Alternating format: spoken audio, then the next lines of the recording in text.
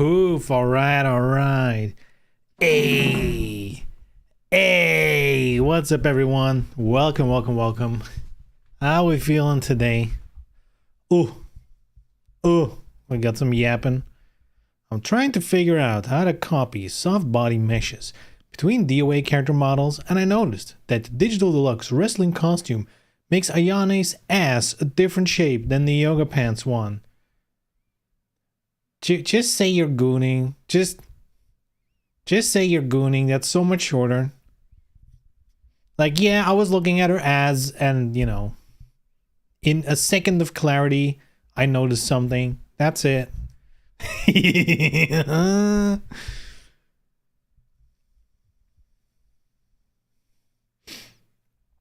Which of the butt shapes is better? Which one's censored? Ooh, yeah. Which costume is made by a Wokey? Uh-oh. Who made the woke Ayane ass?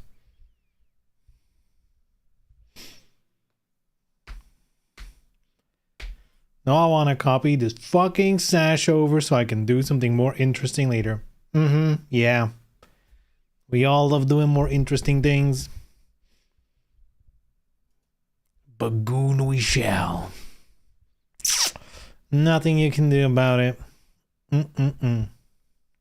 Speaking of asses and gooning and stuff, Anna trailer dropped, I guess yesterday morning for me, like very early. So, you know, I've already seen it, but we're gonna watch it together. Have a good time. So, yeah, sit back, grab a snacky, and we'll watch a trailer. Peggy 16. Gotta be 16 or older, though.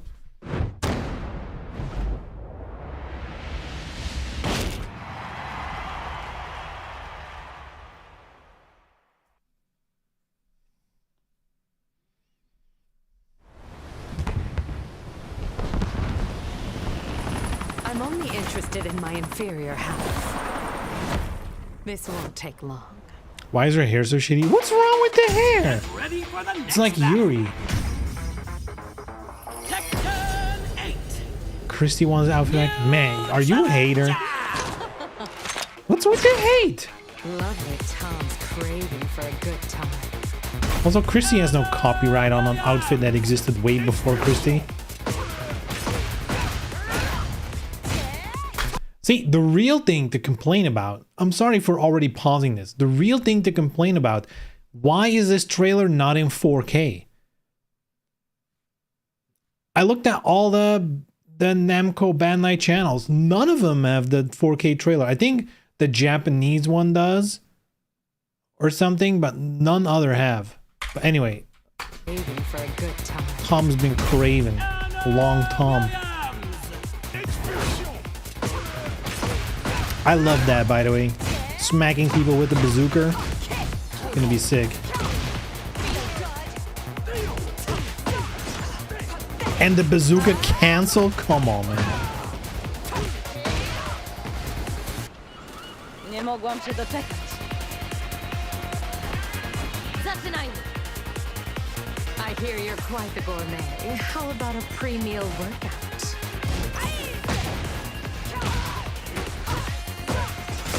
Pew!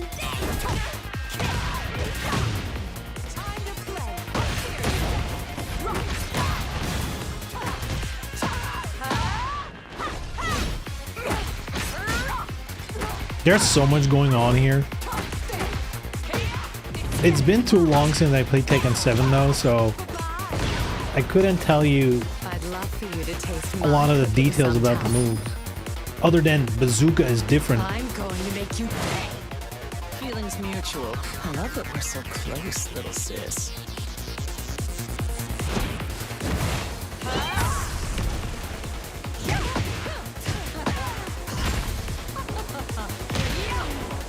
Love that throw.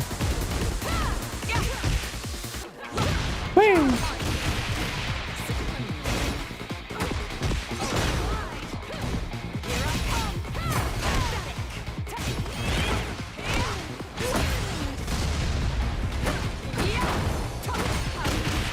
Nice DOA wall combo. Let's go. Sick of that face of yours. Serves you right. Time to say goodbye. Once and for all. You're done now, you dirty rat. Dirty rat. I have opinions about this. I mean, it's mostly positive. But I have some, things I don't like. What I do like is the visual overhaul. I love it. I've seen some people complain like about the hair and the costumes and whatever. I don't know. She looks cool. She looks distinct. I'm a sucker for the red and black color palette, as a millennial edgelord, I guess. Teen edgelord. I love this shit. It fits her character perfectly. Because she's cunty, right? That's, I guess, the word you would use. She's cunty. And the hair says cunty. Kind of like Jury in Street Fighter has kind of the same hair, but with purple. Very cunty as well. We love it. I love it. Also, this game is customization, so you can fucking put the old hair probably on. It's such a non-issue for being real. Also, you know what the crazy thing is? I've seen people complain. It's like, oh, why would you change the hair? She had a perfectly good hairstyle. Have you ever changed your hair throughout your entire life? What? Sometimes I think people who play video games aren't real people. Are you gonna tell me, like, if you're, let's say, 30, you've never changed your hairstyle? You just, when you were 5, you're like, that's the one. And just went with it the rest of your life? Like, what? So, please. Please. Also, customization. Who cares? But I do like the revamp. The moveset, that's kind of a different story. Hold on, is there anything? Also, April 1st, kind of a funny release date. I've changed my hairstyle from existent to bald. True. That's another thing, but that's involuntary, Involuntary hairstyle changes.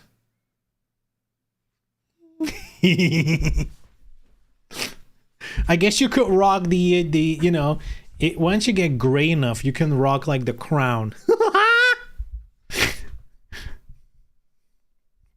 Make Anna bald, she would actually fucking rock that.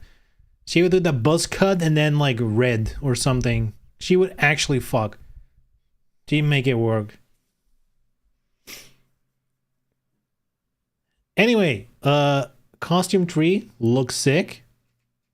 The shitty costume is the one she stole from Christie. What a weird thing to say. This is super common. Like, at least I've seen this kind of corset a million times. Like, I mean, to be fair, I listen to like metal music, alternative music. So from the second I went to like concerts for bands and stuff, I've seen people wear shit like this. So the idea that in 2019, Christie, or like the people who made Christie for DOA, the outfits, invented that no, it existed way longer. So, I feel like that's complaining for complaining's sake, maybe a little too deep in the DOA pool, the DOA community, because they love pointing shit out like we were first, even when they're not. It's not even a good corset. Nice goalpost moving. Didn't Amy Soulcapper do it for? Yeah, she was actually the very first one. This kind of outfit doesn't even exist in real life, and Amy did it absolutely first. My thought was, is that outfit in Nomura design? Yeah, you see like 1 belt, normal. 2 belts, edgy. 3 belts, you're pushing it. 4, Final Fantasy. More than 3 belts, you're way past crazy. Now you're Final Fantasy. I like it. Also, this one, Wow, that went... Come over here. So I guess it's just a recolor. Let me talk to you.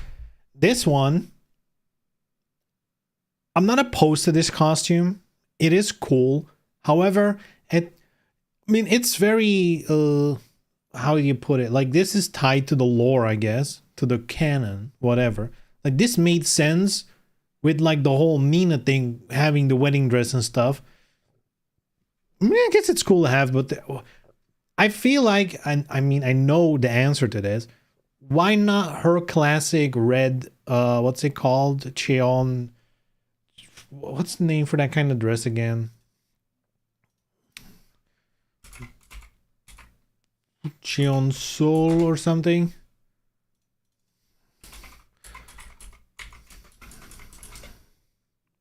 Cheong Sam. That's what I was looking for. Perfectly pronounced as well, by the way.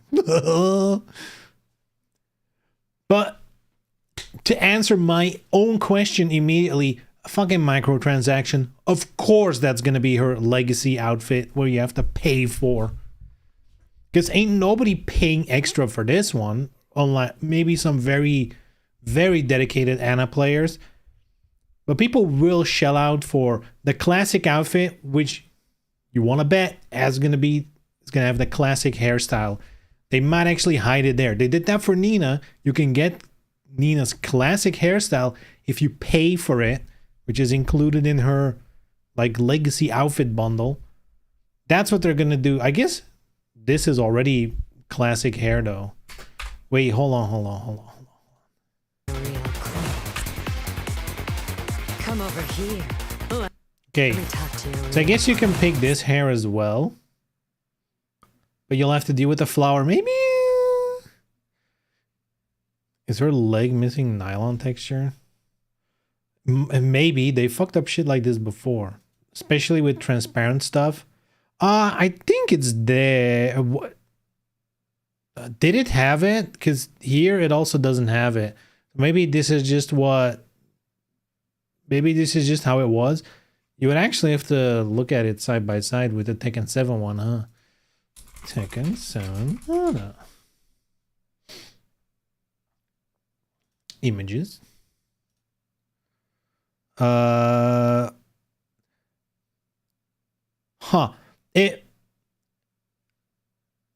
I think it's the same. Like in the Tekken 7 render, I guess I can pop it up on screen here. Where the fuck did they go? I just opened it. What the hell? What the heck? Why did... Huh? What the... And I can't go back? Why? What the fuck? Huh? I click the image in Google Images and it opens this page which doesn't have... Oh, maybe it's in gallery.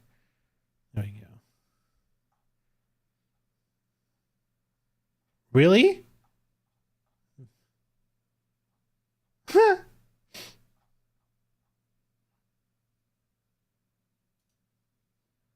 The image must be on here somewhere because Google sends me here. But I guess not.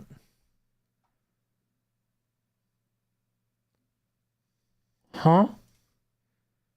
Phantom sucks, yeah. Can I do open image? Yeah, much easier. So yeah, it looks like nylon here, but it's definitely way lighter than whatever is going on here. So maybe it's not. So I don't think they did it wrong. As opposed to Lily's outfit, the legacy outfit, which they did fuck up. So, you know, that's why I wanted to check. They've done this before, especially with like, because with Lily's outfit, she had like a skirt and the border of the skirt had like a see-through sheer material, you know? Like fringes, like a fringe. But it was completely solid. It was so bad. It was like they forgot the alpha channel completely. You know, just no transparency and shit. It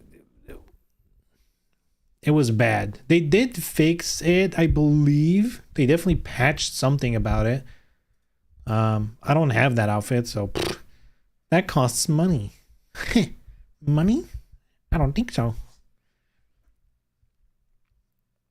Is it painted on then? Who knows? She's crazy. Temporary tattoos? Who knows? Real close. Oh yeah, season pass. So it's interesting about this. They're gonna show it here. Yes, so they're gonna sell 2 season passes. One is gonna be the season 2 character and stage pass, but you can also just buy the season 2 character pass. So basically when they said, oh, sorry about the paid stage, in fact the next ones, I don't know what exactly maybe they just meant one. They definitely gave the impression that, oh, our bad, from now on we'll include them. That's definitely the vibe they gave off. I guess they changed their mind and they're like, no, fuck you, you're paying for those. Only the one with Clive you get with the season pass. But you're paying for that shit. So, yeah, very cool, I guess. As if the 400 euros of you know, in-game store DLC isn't enough money yet. Yeah, character pass. Nice. So, there are things I don't like about her, though. If I'm being fair.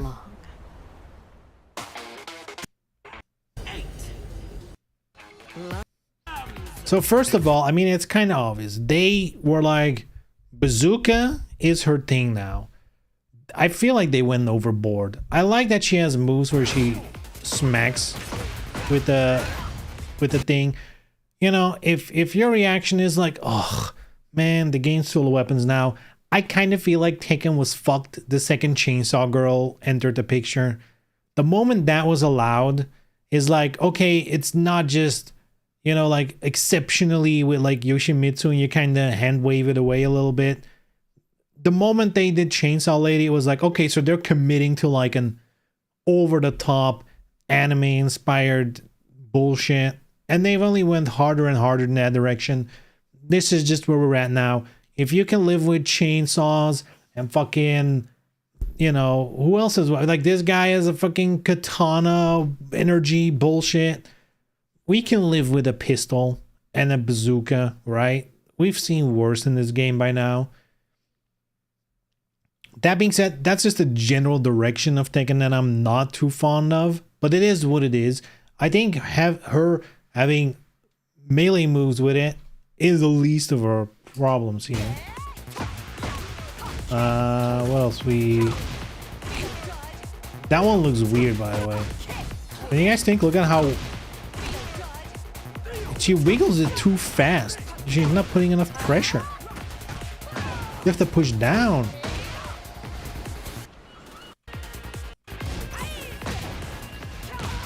But what I don't like is everything's bazooka. What I mean is, so she has extra moves with the bazooka. Fine, you know? Make her moveset a little more unique compared to Nina as the game goes on. That's great, right? She's already pretty distinct at this point. But then, oh look, heat move. It's a bazooka. Can you guess what her super is gonna be? Is it just shooting the bazooka again? It is. Oh, you want to see her end pose? It's just shooting the bazooka again. It's like, okay, couldn't you have done anything more original than like having one super that shoot the bazooka, like the heat attack? That's cool. For like her super, we really couldn't think of anything else. Then she shoots it, like the helicopter misses and then she shoots. Like, really? Really? Like, I'm sorry, you really couldn't think of anything better? To me, that's kind of sad. It's unfortunate. There is something interesting here, by the way. Other than that sick-ass throw.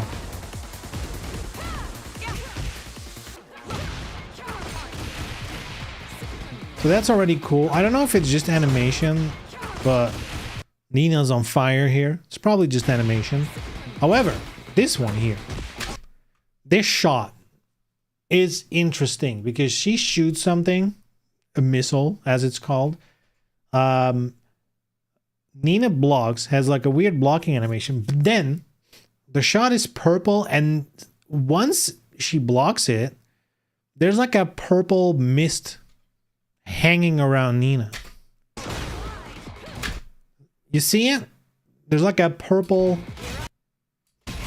you know, it's like a debuff. You see like the lines going down as well. So, you know, I've seen people say, is it poison? Is it whatever? It is something. I don't know what it's going to be.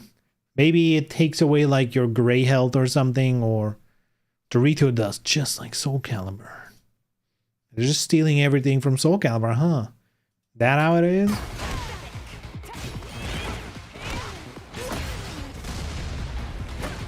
Other than that, I think she's fine. I like the redesign. I mostly like the moveset. Again, I don't like this. It's just... Oh, look, the helicopter misses. But this doesn't feel epic. It's just like, okay, she shoots again. Cool. Want to see a cool end pose? Shoot the missile. Like, we get it. She has a bazooka. I think it's a little too much of the same thing. Like, it's cool, but too much of the same cool thing is... And I've just seen the trailer like 3 times now in total, I guess.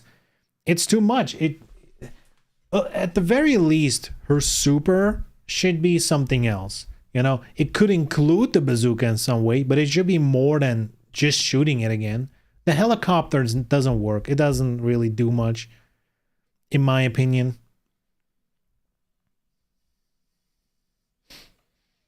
It's so not cool. I wouldn't thought it was cool when I was 10.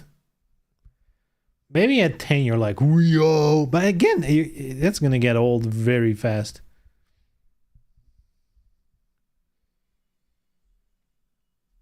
I feel like her super should be... Because, like, there's more to Anna than just bazooka. Like, maybe they're trying to reduce her to bazooka girl. Who knows?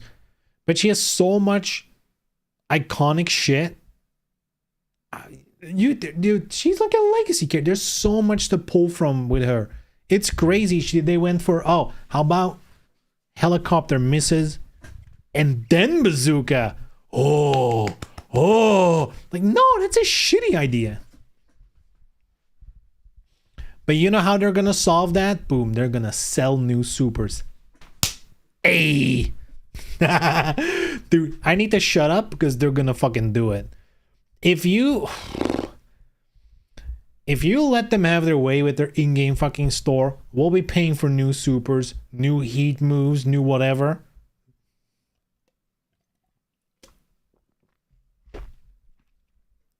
Wouldn't be surprised. That is the next step. Doesn't MK self-fatalities? Yup. Alright, what else season 2 yapping can we do? Because Anna's only one part of it. Let's skip around a little bit. They did show some concept art, which... Let me do full screen here. I hope we can do this with customization. The no-code version is sick as shit. Love that. The no-code version is... I honestly almost want to say better. I mean, it only makes sense because the code version exists, but it's cool as shit. What do we have here? So yeah. What if you got super and then the code broke? I mean, that would be cool, but they haven't done anything like that. It's probably, you know, most characters have a customization outfit that is like a variant of the P1 costume. Like Reina has her outfit without the jacket, right? So that is probably going to be like her extra customization outfit. That makes sense. So yeah, season pass, the character pass, you know. There's been discussion, by the way. That's something they've been asking. They're like, should we reveal all characters or just the one? Because every other company under the sun has been revealing everything in one go. And they also clarified the whole policy thing with Steam and whatever, that they are allowed to say you're buying 3 characters in 2 stages or whatever, right? Like, they don't have to specify which one it is. They just have to specify what it is. So no, like, buy the season pass and you get 4 mystery items. You can't do that anymore. You have to specify what kind of item it's going to be. But they don't have to say which character it is specifically. But most people overwhelmingly were like, you know, show us everything. I'm kind of on the fence about that. I can see both. I think both sides of it have positives and negatives. Like, obviously, seeing everything at once is good if you are someone who's considering to buy the season pass, because you know what the fuck you're buying. I, like Anna, am I going to commit to the season pass knowing that it might be fucking Miguel, Fakumram, and whoever bullshit that I don't care about? I'd rather not commit to that yet, right?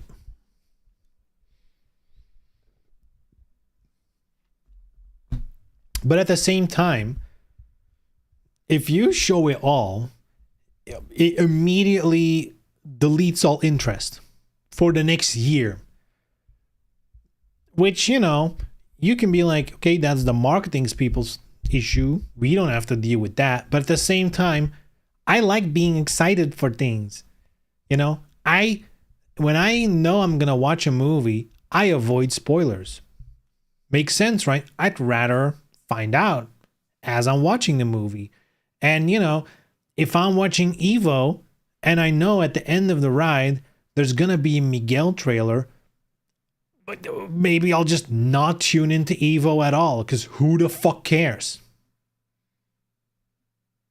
Right? That's the problem, you know? But if you do, if it was unknown and everyone was tuned in, and then they show Miguel's ugly face, and, you know, then everyone can be like, oh, then everyone can hate together. You miss out on a beautiful moment. You know, not selling a season pass and only selling the characters when they drop would be a solution to this dilemma. That is true, though. There is literally no issue if you just sell them separately. It's just because they're greedy. You know, that's honestly, that's the joke of it all, right? The whole thing of a season pass, like the whole idea of it, is concocted by marketing people, right? Because they want you to buy something and not they want you to buy something that you otherwise wouldn't have bought and then have regrets later, but they already got the money. That's season pass. That's, you know, you're pre-purchasing upcoming shit. You don't know what it's gonna be. That's what they want. So yeah, if they just don't do season passes, there's no issue. And it's literally, honestly, it's the best of both worlds, because people also don't feel ripped off, because you just buy what you want. You don't, and if you want to buy everything, that's the price anyway. There doesn't need to be a discount price for everything at once, because that's also just made up to incentivize you to buy that shit beforehand. So, you know, it's the way it is now. There are season passes. The only reason I'm on the fence is I've noticed specifically for myself, for like Guilty Gear, for Street Fighter, for any game that I own that I potentially could be excited about something new adding, I'm not excited at all, because I know what's gonna come, and I genuinely don't even care. It's like, oh, I'll see it pop up when it's out, you know? Because some people said just show the names, and then we're still excited for the trailer and how they're gonna look and whatever. No, you're not. No, you're not. That's not how that works. Oh man. But yeah, just don't do a season pass. That's from where I'm sitting now. As much as I like, you know, the moment of everyone together and we're all hating or loving it or whatever, at the end of the ride, it's probably better for the players that you know. I think that's just, you know, it's more honest. It's worse for business, and that's why we should do it. So yeah, at the end of the ride, I'd rather know. Because I mean, actually, I'm the perfect example. Anna was the character that I wanted for Tekken 8.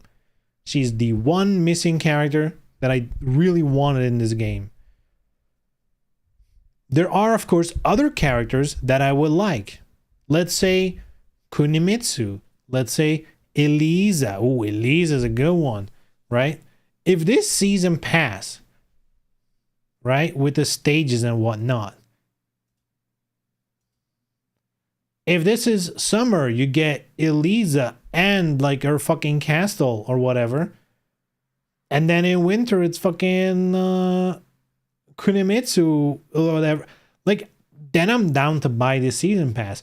If this is Miguel and fucking Noctis again, or like some bullshit, or like, I don't know, SpongeBob. No, I'd rather just buy Anna at that point, right?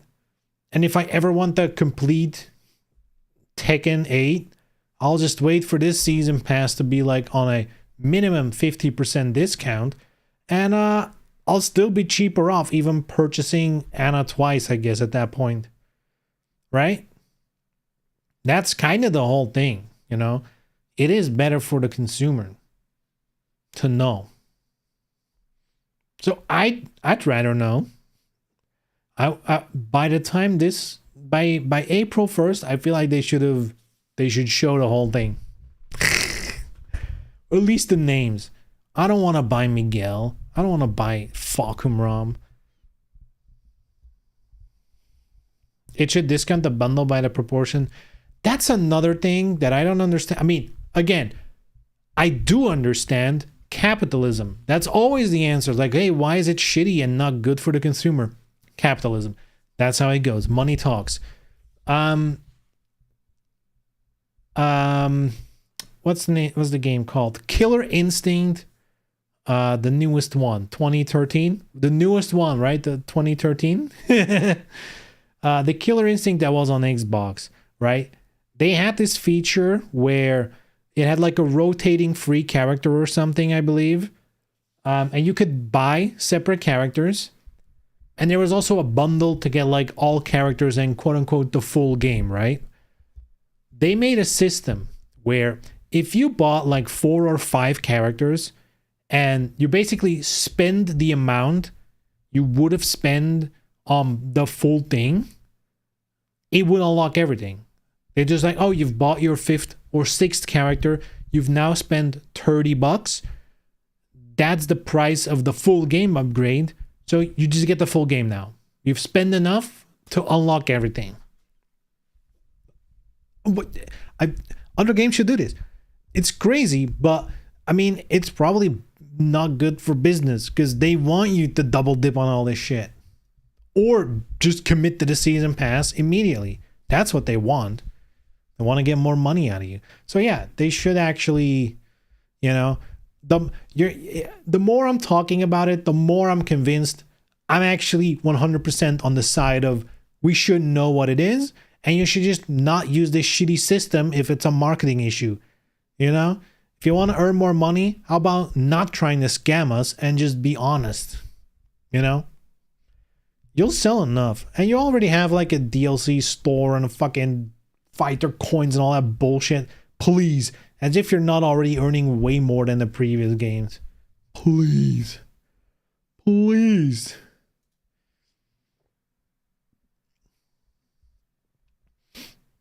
That's for the higher ups to decide. I mean, unfortunately it is. You know? Unfortunately, it is. Hey, you know what I'm gonna do? I'm gonna put on a little background music because it's a little quiet in here, isn't it? It's a little quiet in here. What's like good background music?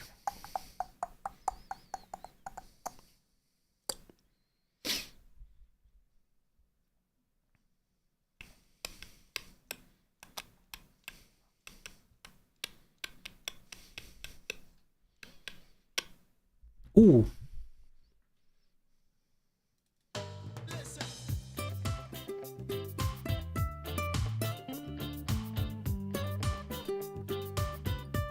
There we go. Not too loud, but at least have something, you know, going in the background.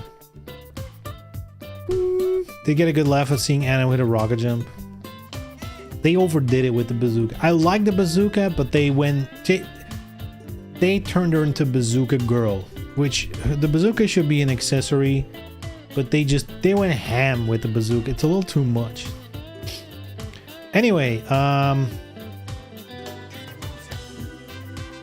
yeah, the stages, I've seen a lot of theories that, oh, you know, Summer includes a stage that's gonna be a new character, because new characters get new stages, except Heihachi got a stage, so that theory already doesn't hold up, you know?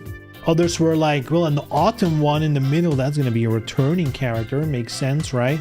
And then winter's gonna be like a guest character with a stage, which that's one thing I can probably get behind. If they're gonna do a guest character, chances are it's going to be accompanied by a stage. That makes a lot of sense. And Clive just released, so Summer is probably a little too fast to already do another guest. So I can see Winter being a guest character.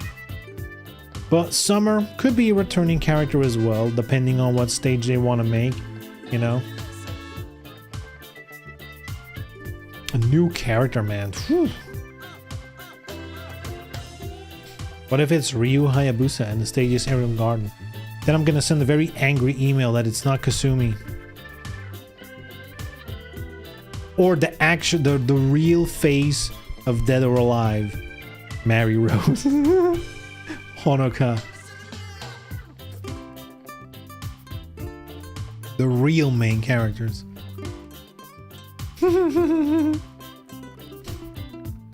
I'd be super stoked. But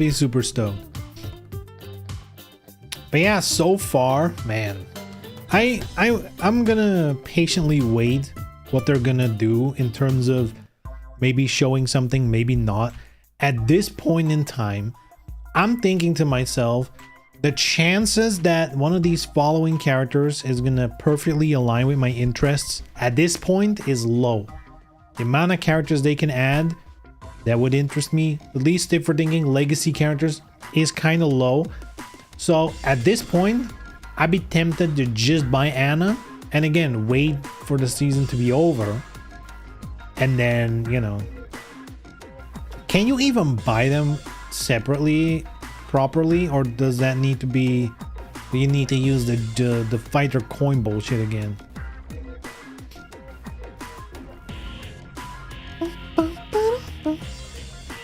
Anyway, what else? Because there's more than this.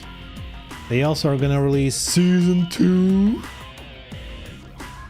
and then they're gonna do Twitter 2025, whatever that is. It's Tekken World Tour, I know. So yeah, policy, looking at the heat system, blah blah blah.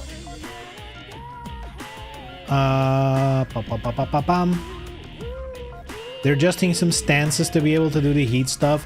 Makes sense. Some characters, especially stance heavy stuff, sometimes you get kind of locked in without the options that other characters then do have. You know, I might say skill issue, but I get it. And this one's cool, kind of crazy. They show it off. It's like when you do the run thing. So basically not just the It's when you do the heat run thing.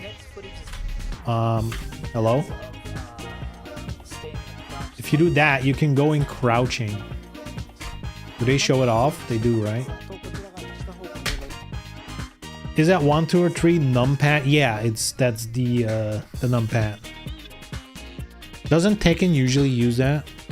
Because for their phase buttons, they do like left punch, left kick, right kick. Or am I wrong?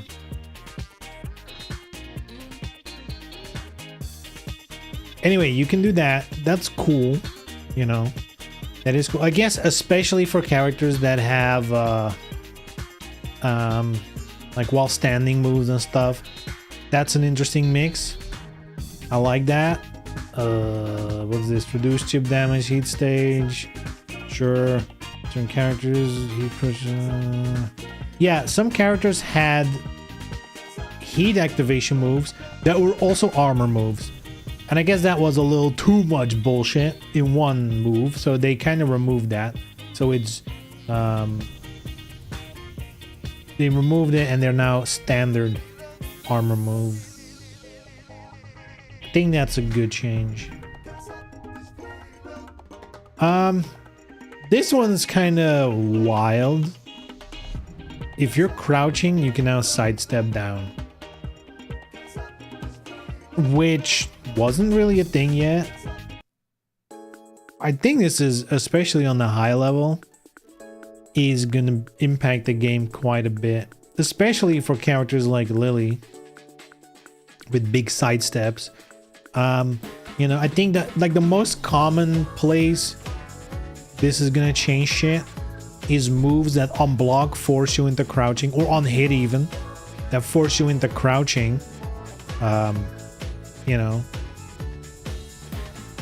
you get an extra option as a defender at that point, right? So that is a big nerf to those kind of moves for sure, and probably a million other situations where that can start to rear its head. I'm kind of sad they didn't mention the fucking sidestep issues, or I guess the animation issue, if you want to call it that, where the animations don't align with the properties of moves. They didn't mention it at all, so I guess they don't view that as an issue, which to me is the biggest issue I have with Tekken 8 by a landslide. Enable sidestepping with pre-input functionality. I guess they mean you can buffer it in. Oh, and this one, oh my god, what a... That has bothered me with Tekken 8 so much. When the round starts, there's no buffer until frame 1. Ready, fight! Boom, frame 1, that's when inputs count. Anything before that is ignored, which is brutal. Half of the time, shit just doesn't come out because you mistimed it by one frame. Whoopsie. So yeah, thank fucking god. What else do we have here? They changed the rank system. Tekken power is no longer used. I wonder why, because it wasn't used, then they added it, kind of having some sort of statistic of like, hey, this person's rank might be low, but their power is high, meaning they're a high level player playing with an alt. They're like, we're no longer using it. Which, why did you add it then? Like, I don't, did it just fail completely? I don't know. It's weird. Instead, the system considers the highest rank amongst all characters, which, I mean, it's functionally gonna be very similar, right? I guess, unless the calculations of the power was kind of bogus and wasn't correct often.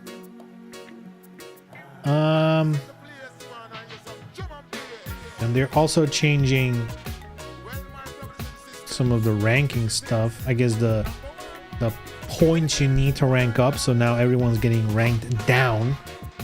Where am I? I don't even know. What rank was I with Lily? Something purple. But I think before blue purple. So I'll probably be bumped down to Garyu again. I don't know. I was in these purple ranks, I think. Somewhere here.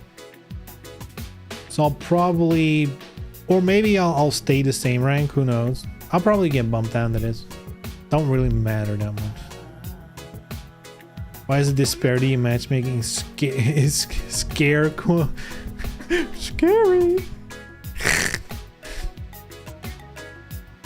Yeah. Some filters, same rank only, and rank restriction, which, thinking about it, why was that not there yet? Weird. So sometimes filters like that, I'm like, that's so basic. That cannot have been a lot of work to make, you know? Like, how is that? How is shit like that and just not there alone? That makes it so weird to me. And they did change the amount of points you gain and lose and whatever. They're showing it a little bit here. So where it used to be higher ranked opponent, win or lose, medium decrease or increase, against a lower one, winning, small increase, but losing, medium decrease. They're changing it to against a higher ranked opponent. If you win, a large increase, when you lose, a small decrease, which is good. And then here, if you lose against a lower ranked opponent, you lose a large amount of points. And if you win against them, you get a small amount of points. I mean, sure. I mean, it makes sense. It makes sense. There's definitely some feels bad in this area right here, because you're gonna be matched up with people with a lower rank, and they're gonna play some bullshit fucking gimmicky character like a Yoshimitsu or whatever is broken at the moment. You know, some Clive fucking full aim shooting, sword fighting, Soul Calibur bullshit. You're gonna lose to easy mode input dudes, and you're gonna lose a large amount of points because they catch you off guard. And there's gonna be some feels bads. I'm surprised they're not. I mean, maybe this is not the full details. I would be like, I feel like you should start off with something less severe, but then like if you lose multiple times, I guess, against the same low ranker, you might start to lose more. Like if you lose the set, maybe you lose more points. Who knows? Maybe it's deeper than they say it's here. Who knows?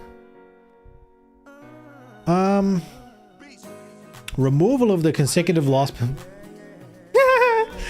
Literally, I'm like, they should add something like that, and they're like, we had it, we're gonna remove it. But this was only at higher ranks, I think, right? Or if you lost multiple times in a row, you start losing more points.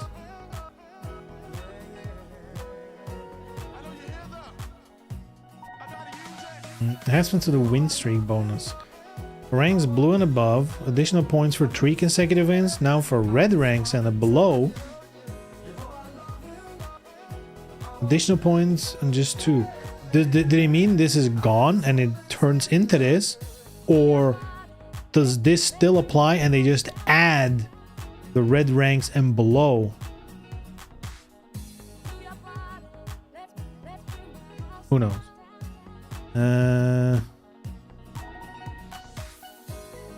Yeah, this was a weird situation where sometimes if you're at the bottom of your rank, you know, if you would win, you would get a certain amount of points. But if you lose, get pushed to the previous rank, immediately get a promotion match, win. Because of the promotion, they pushed you all the way in the middle of your previous rank, I guess. Therefore, making it the optimal move. Instead of winning, losing on purpose and then winning was the optimal points move, which they're getting rid of because that's just dumb.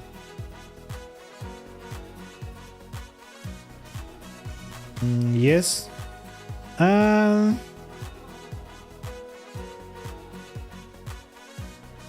Yeah, they're changing your ranks at the start of the season, I guess.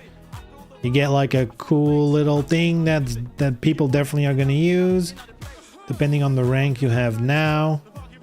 Alright, I guess this is where you're going to land in terms of rank. So I think I'm Mighty Ruler. I'm actually not sure. So yeah, I'm getting pushed to Garyu. Garyu? Garyu?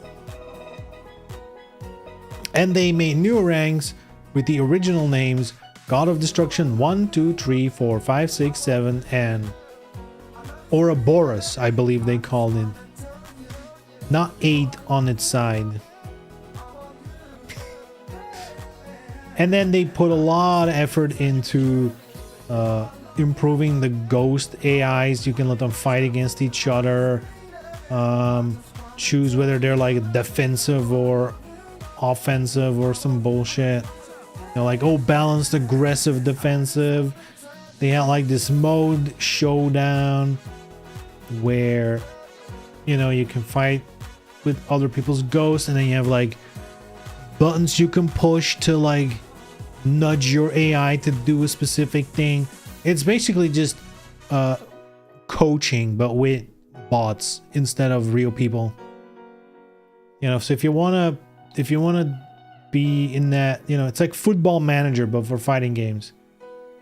I'm not sure. Like, sure, I guess that's cool. It kind of feels like dev time that could have been spent elsewhere. I don't know. I can't see it being used super much, but maybe that's just me. And then Tekken World Tour shit, which not that interesting to go over, I think. Yeah, that's it. Bada bing, bada boom. That's all the season 2 news.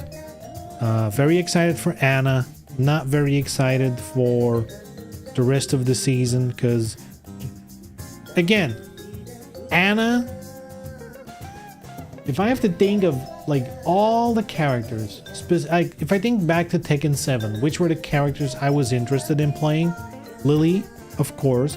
I think most of the characters that I like, if we're adding Anna, that's almost all of them, right? Anna and Lily are definitely main material, but there's already Jun, Reina, even Nina. Like I got plenty of characters. Zafina already in, right?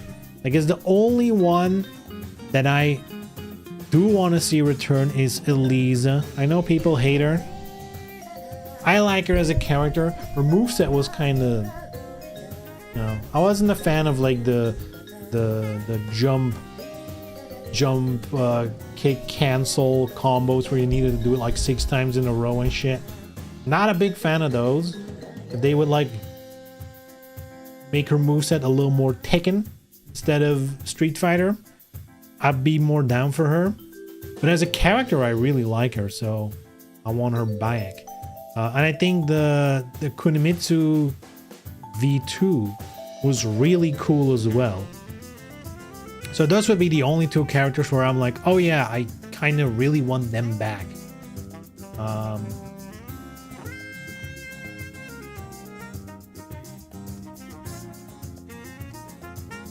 Thinking of the past of Tekken, I don't think there's anyone I'm personally missing. I know a lot of people want Bruce. I've even seen people want Fakumram back, which I mean, I guess he has fans, but weird. I'd prefer Bruce over Fakumram by a lot. But there's not really any other character in Tekken's history where I would put down money to get them. I guess is the point where I'm getting at.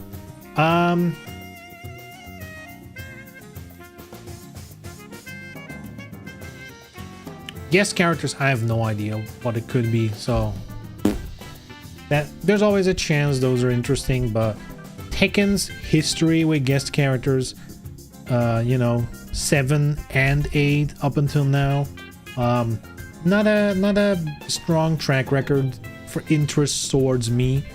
Tekken 7 had exactly 0 characters, guest characters that I gave a shit about. And Tekken 8 is scoring very high with a 0 as well. I really don't give a shit about any of the guest characters so far. Tekken 7 and 8, just don't care at all. So yeah.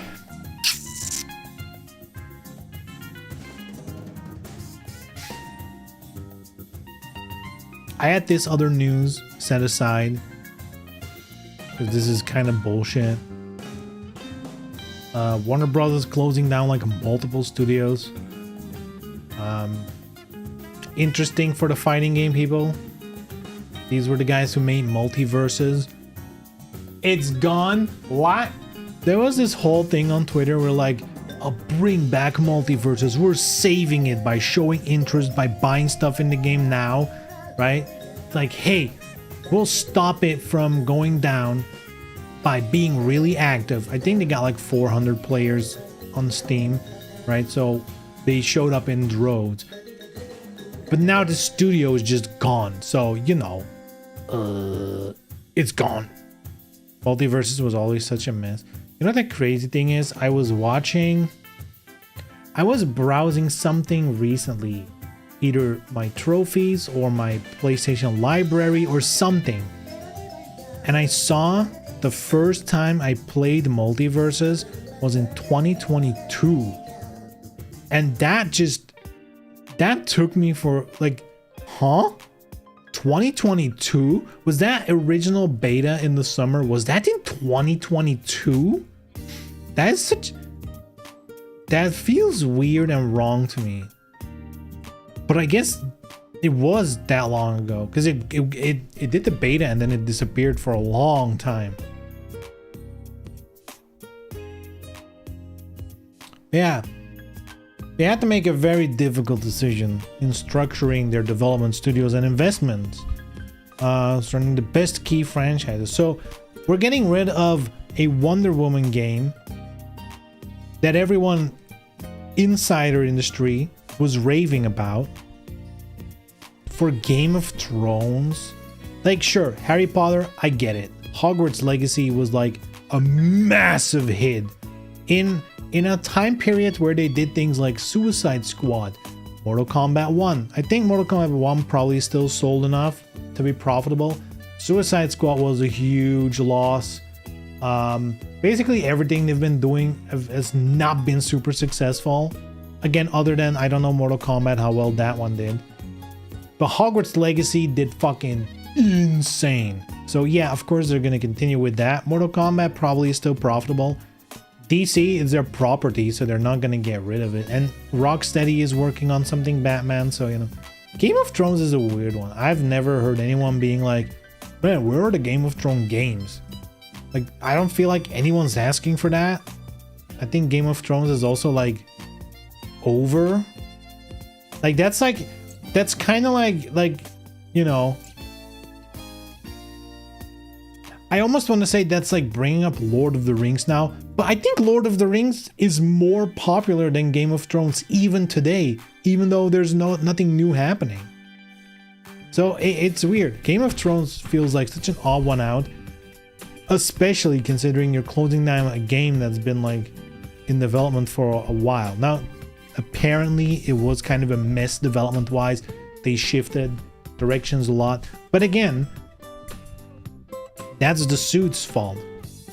Apparently they were, because I've been listening to some, you know, I've been listening today at work. I was like, wasn't in the mood for music, so I was just like listening to podcasts and stuff. Amongst them, a bunch of video game related ones.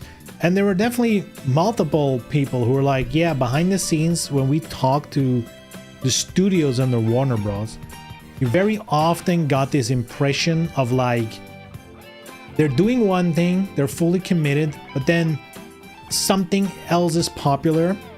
The suits come in and they're like, we need to chase this now, change the plans to make it fit this.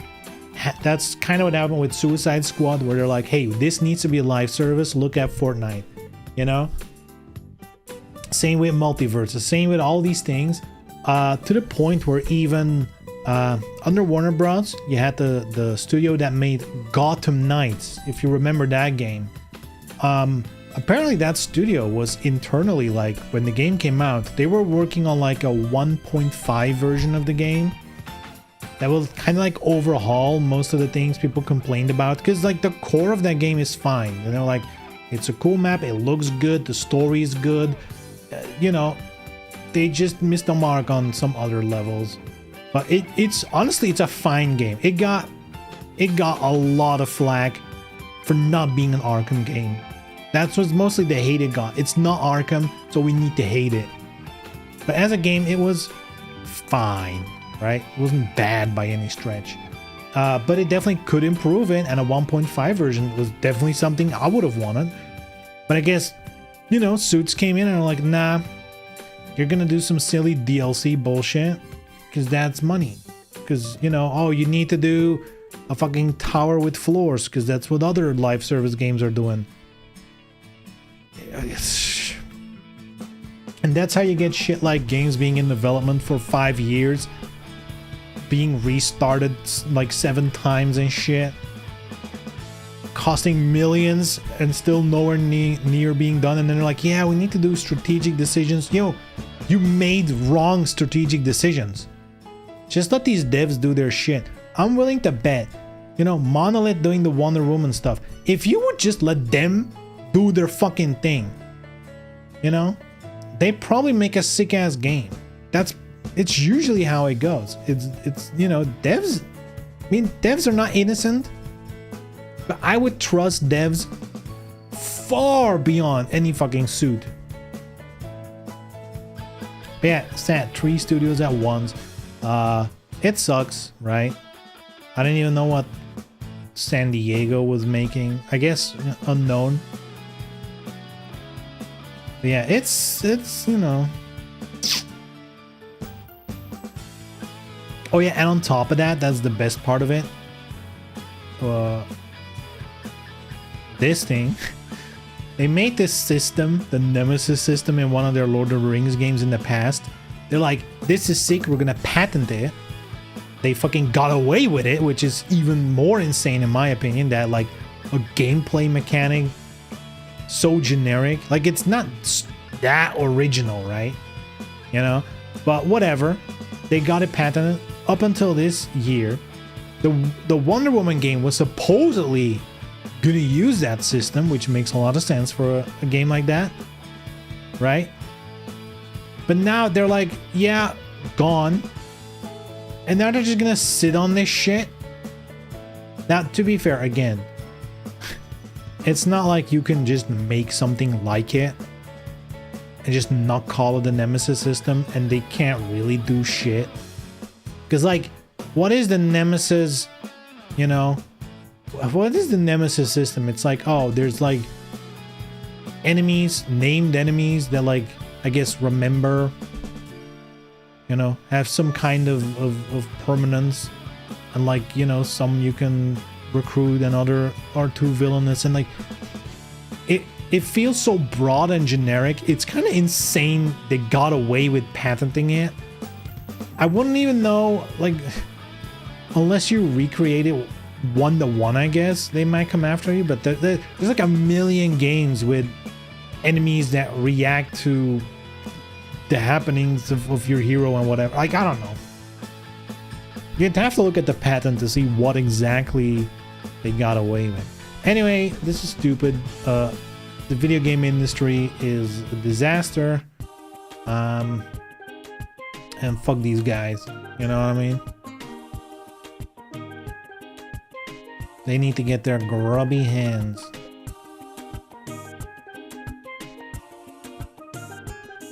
off of the games, you know. Let devs dev.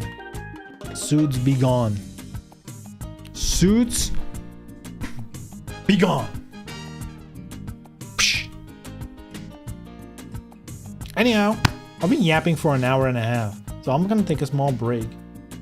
I guess it's only been an hour or something. I don't know. I'm gonna take a break and then we'll just hop into some chill Tomb Raider 2. Alright? So you know how it is. Be right back.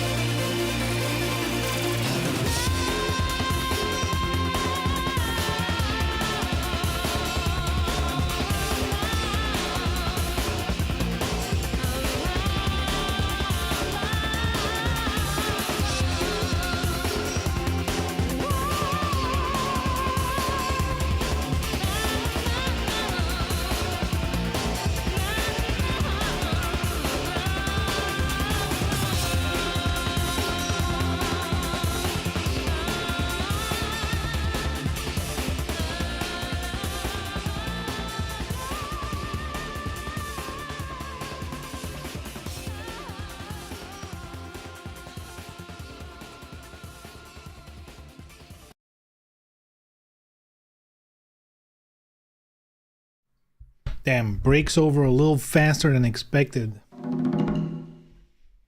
That was 7 minutes? What the hell? I'm still eating. I'm eating a carrot.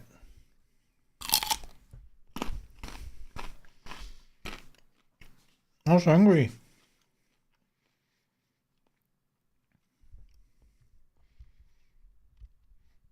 Now we're gonna see who hates mouth noises.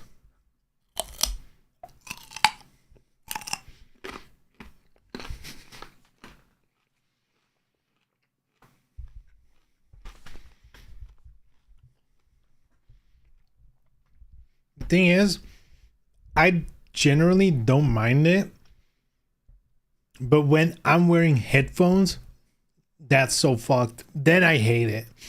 When it's headphones and it's like they're chewing in your ear. Fuck you. I'm sorry. I'll mute it.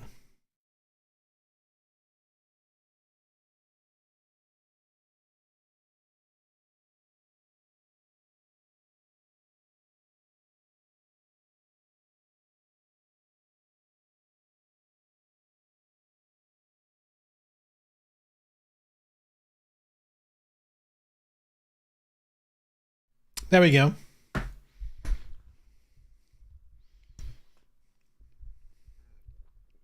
Better. Maybe I'll just stream like that. No microphone. Maybe that is just better overall. Hmm?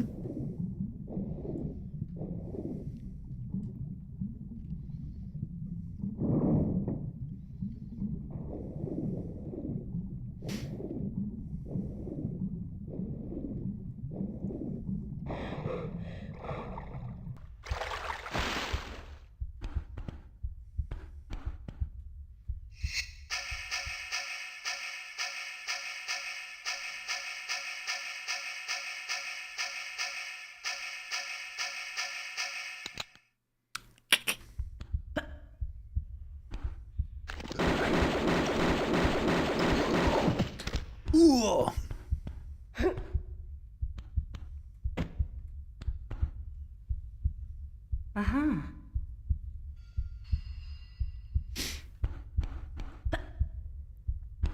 I have to say though, with the whole Tekken thing, I'm kind of surprised they revealed Anna this way. You know, they're like, oh, season 2 update, just on like a random Tuesday, I guess. Where I'm pretty sure, literally the weekend, like last weekend, literally there was an EU tournament of Tekken. I'm pretty sure.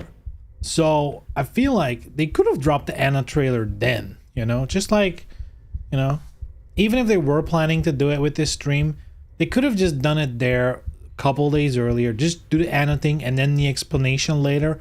People, I guess they want people to tune in just for the trailer, I guess. And again, people would leave anyway after the trailer's done, so, you know. I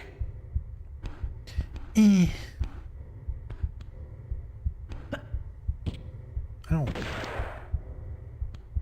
Who's shooting? Oh, the guy up there, right. There's a guy up there. I remember. I remember.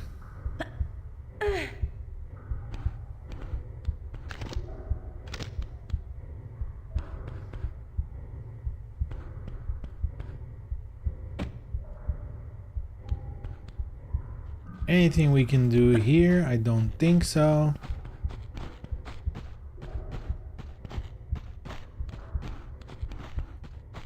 Wow, the rope is just not there. I mean, the chain. What a difference. I also love how these are vertical and now they're horizontal. Probably the who was doing the remake was like, remaster was like, you know, they probably just reuse stuff like this. And like, that doesn't make sense for like an engine thing. It should be like flaps for exhaust. It makes a lot more sense.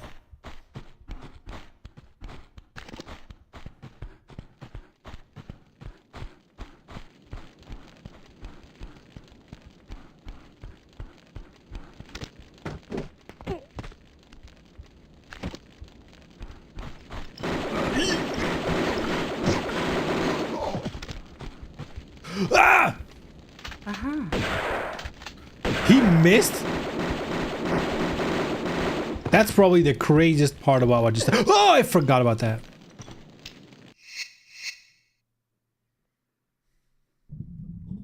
Oh god, okay. Not that far. It's not that far.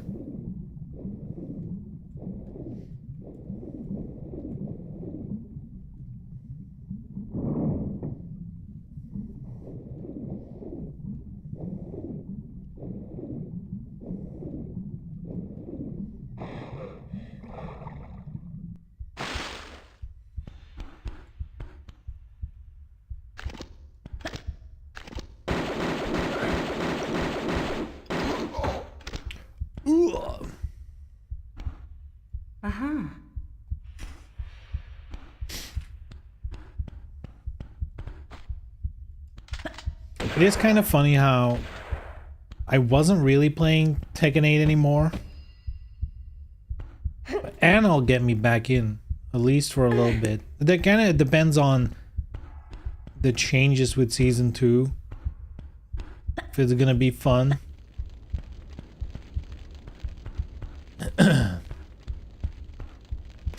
At the same time, you know, that's right after Venusification Prism comes out. So, you know. They're up against fierce competition.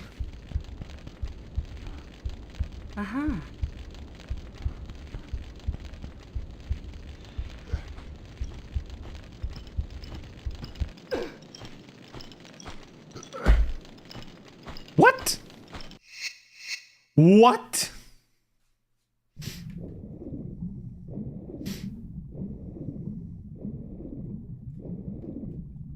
That made a lot of sense.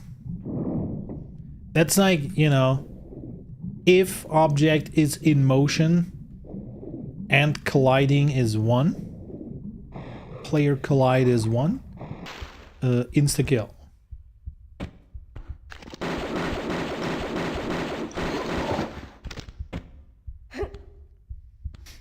No need to check if it's the front or the back.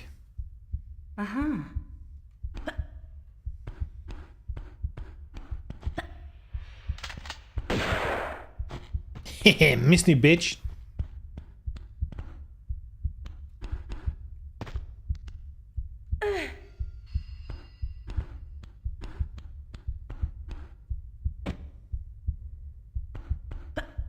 Oop, oop.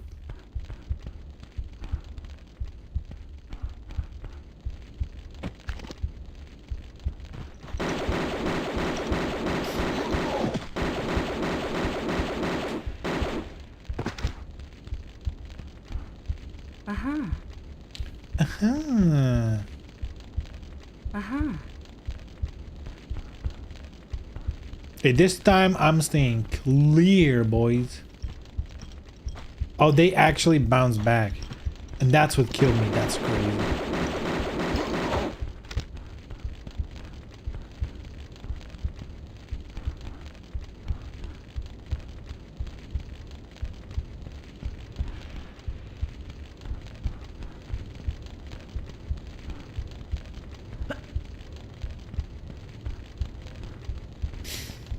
Okay.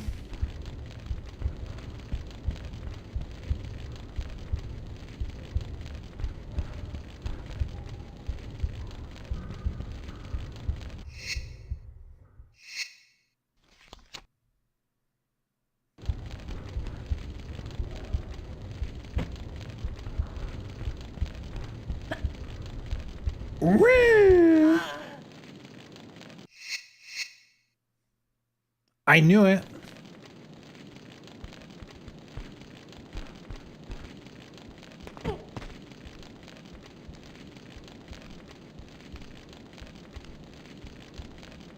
Is this gonna burn me? I hope it doesn't. It shouldn't. It might. It might get toasty, but it shouldn't kill me.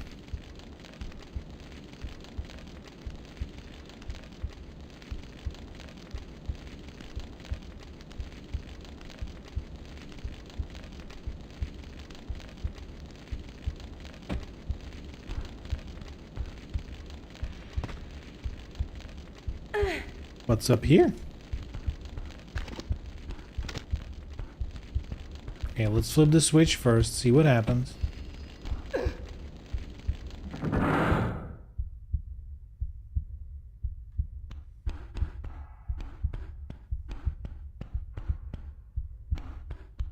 Oh, there's gonna be water here. It's like a water switch. I guess this is, you know, for backtracking purposes.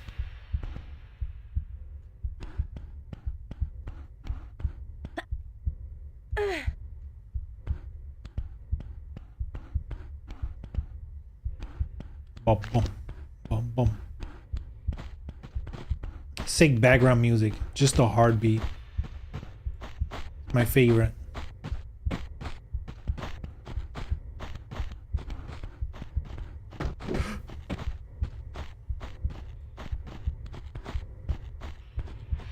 No!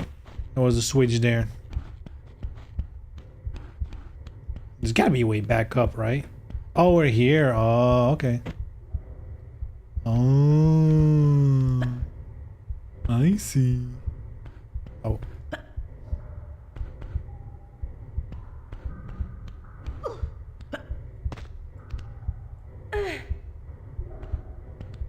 Yo.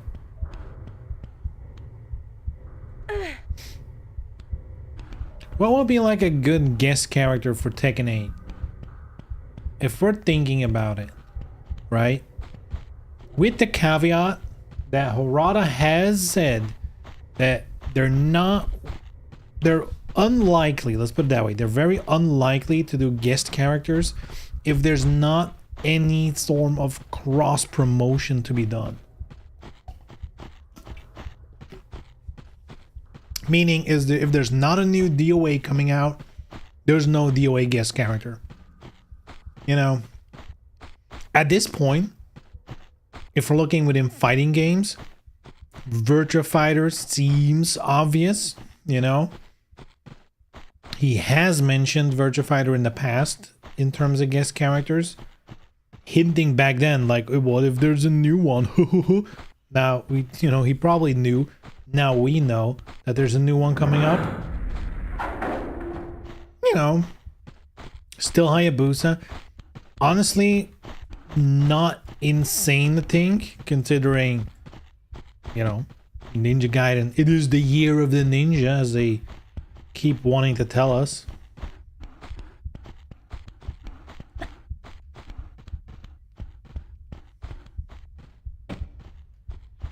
So yeah, maybe the booster. But what if we think outside of gaming? What's like, because that's another thing, like, you know, in the past they had like, oh, Walking Dead or whatever bullshit, and it's like, what's like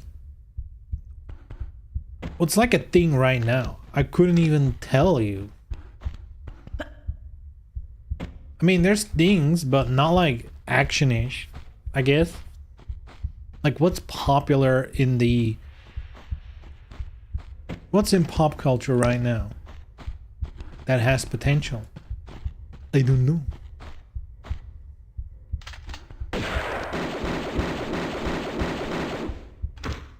He almost pushed me off.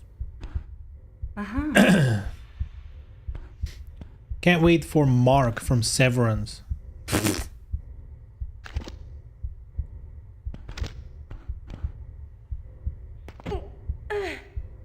Also, by the way, if you're not watching Severance, start watching Severance. Fucking amazing show. Amazing.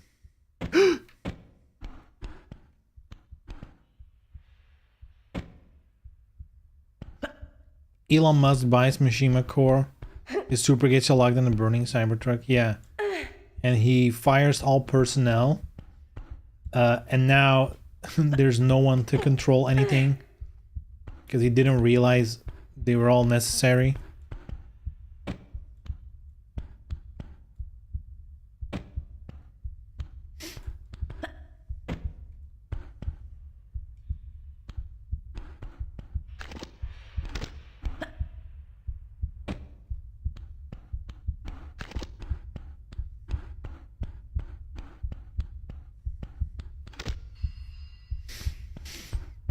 Man, I feel like whenever you bring something like that up now, like I've been avoiding that topic kind of because it's like a never-ending, like whatever politics in the US is right now, every day feels like if there was ever a proof that this is all a simulation, the current US politics is a very good argument that someone is just flipping dials and pushing switches at random, right? Because it's always something every day. So it's almost, I feel like I don't even need to bother talking about it.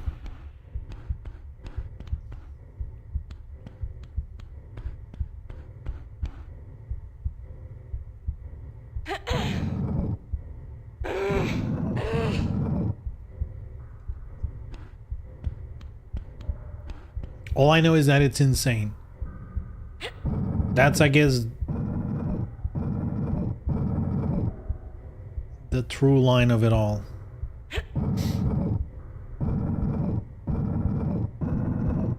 This is a logical conclusion of our system and the elimination of any opposition to it. I mean, yeah.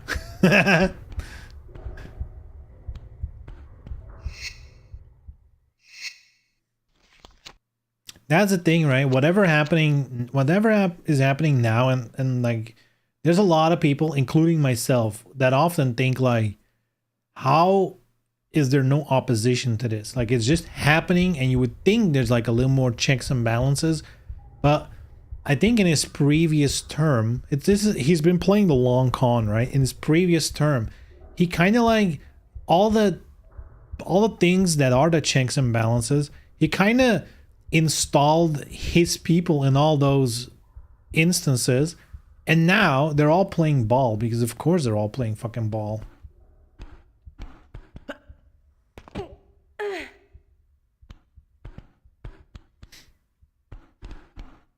They murder the people with that opposition. I mean, also true. And only shotgun shells. That I thought there was gonna be a secret at least. At least.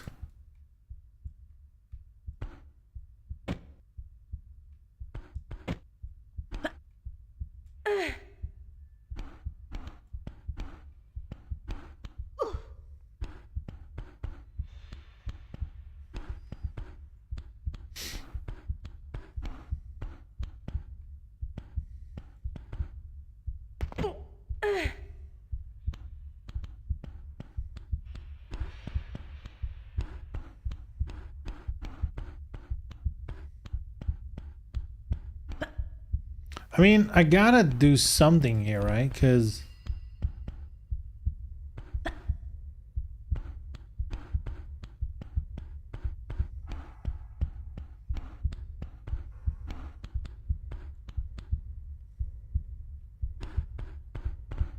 oh, maybe it's hidden there.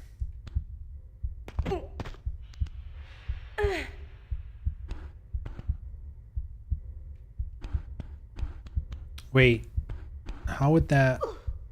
No, you cannot do that. Nothing I could do with this one. I thought, what if I can get behind this one? But I don't think that's possible, because you can only pull it to here, and then you have to push it, but you cannot get on that side, and you can't pull on this side. What happens if I push that one further?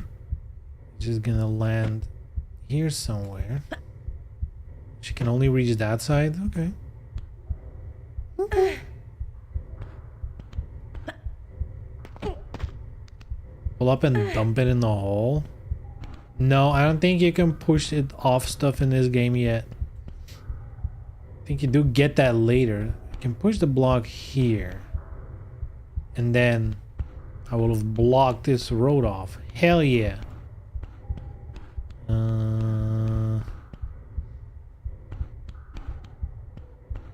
What's the point of this? Huh? Is there something I'm missing here?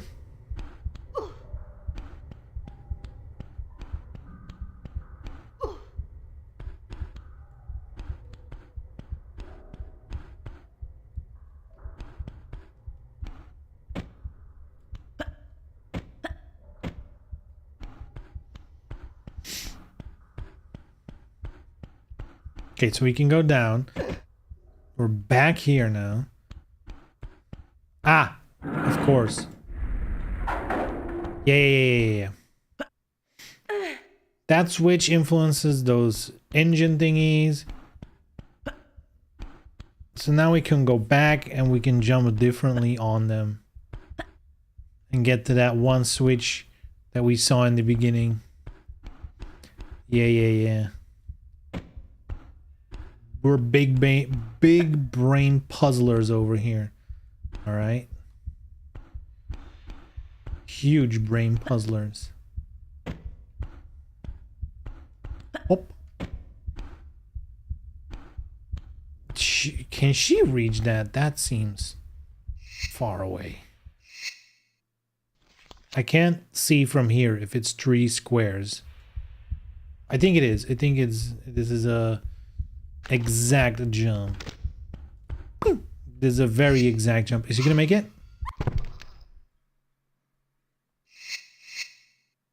Exact jump.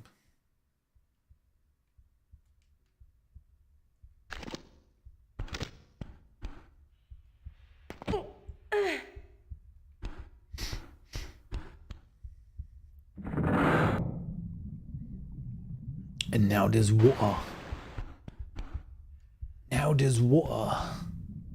Yeah, we know. Is he gonna always show this? Is this death? It probably is.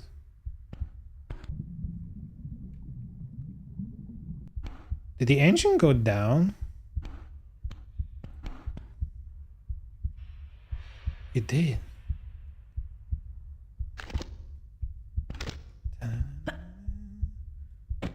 Hey.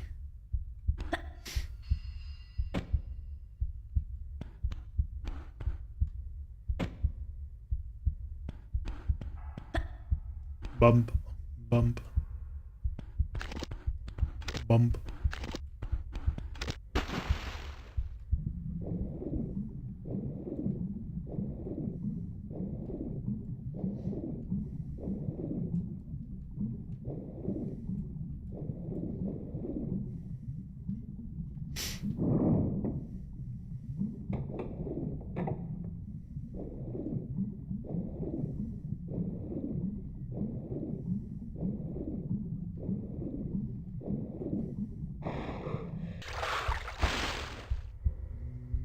I guess there's no bonus anything here.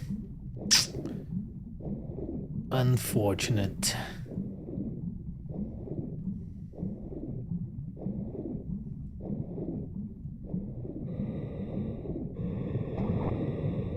Oh god. One of these fuckers again? Right.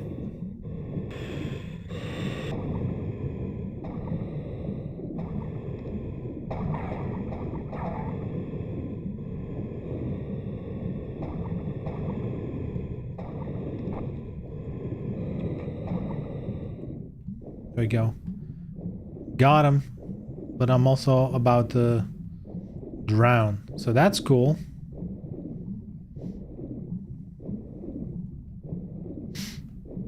Ah! There's really no air hole here? Uh-oh. Where is that? Ah! Oh, it killed me. Should have stolen scuba gear, right? Right? At least a bottle. Oh god, all the way back here. Alright.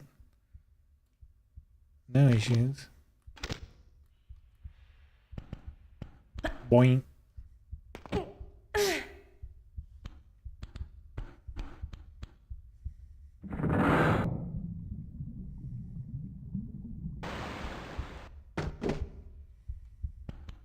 Speedrun.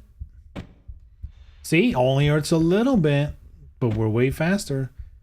Hey yo, hey yo, hey yo.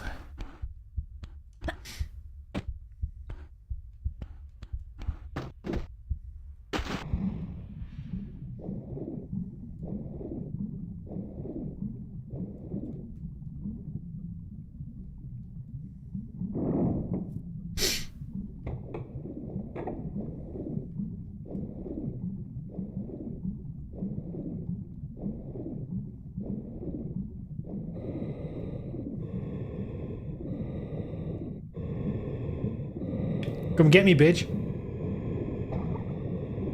He's actually coming. Oh my god, he's done. He's actually coming over here. Oh my god. Oh my god. Is he gonna make it like here?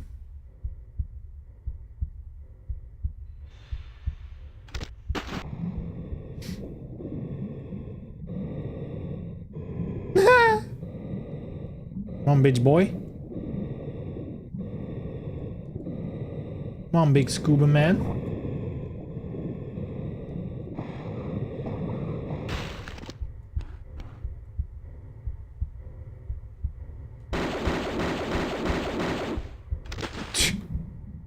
Dumbass.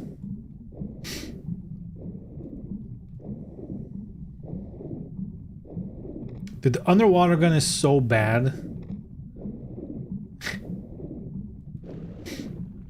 See if there's items. Classic mode makes it a lot easier. Like, actually, it's so much easier to see if there's items. It's not even funny.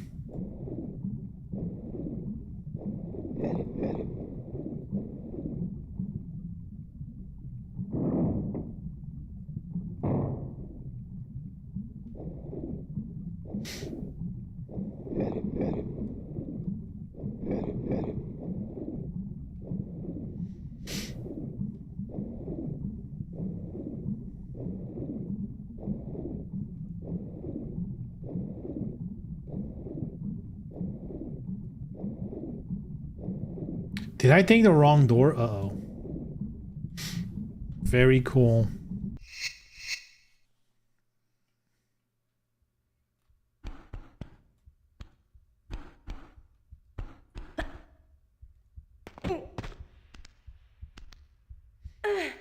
Mesh service on manual. Why couldn't the OS 6 have been better so someone would have automated it? I have to double extract stuff, then edit the text file in 5 places. I guess welcome to game development. I feel like there's something, I guess it's not just game development. It's definitely part of like, I almost feel like it's like anything to do with coding, with IT, anything like that. You kind of learn what the best way, you know, like you know, oh, there's like the proper way to do it. And then you're like, I'm always gonna do it the proper way. I'm not gonna be one of those sloppy coders. And then fucking you hit real life and then it's like, well, this needs to be done. You're like, well, it works. It's very sloppy. I'll go back and clean it up later. You don't. You never do.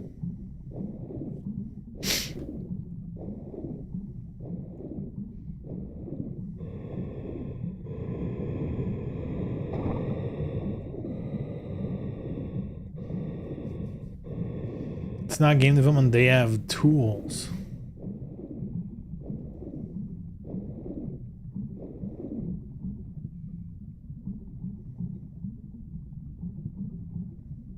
Come on, amigo. I'm drowning over here.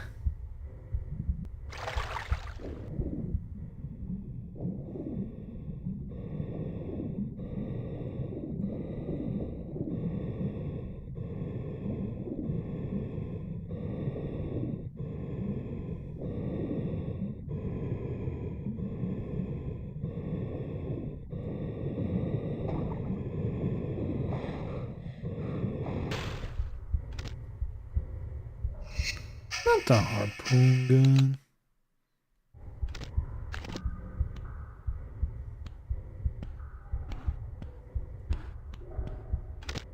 Where did he go? Is he hiding?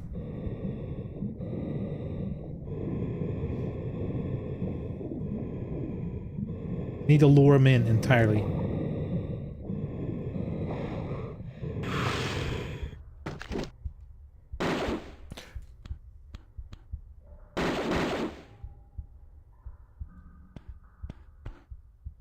Is he dead or was he feigning? I think he might have... Oh.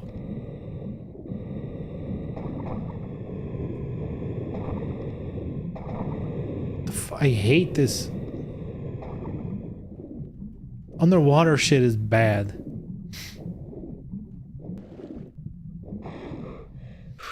He already swam away before he even got the UI open. Scaredy bitch.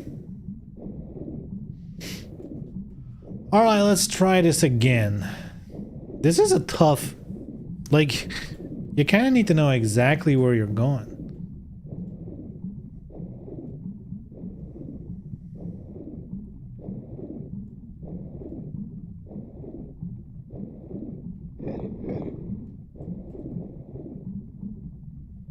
Yeah, it's about half your air if you take the exact route. Oh. It still caught me from that range? Come on, man. That's fucked up. That is fucked up.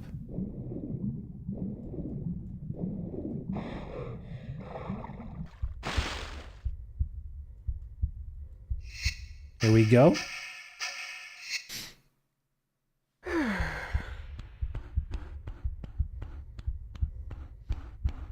Oh, this is just an air hole? Maybe this was here the whole time. So what opened?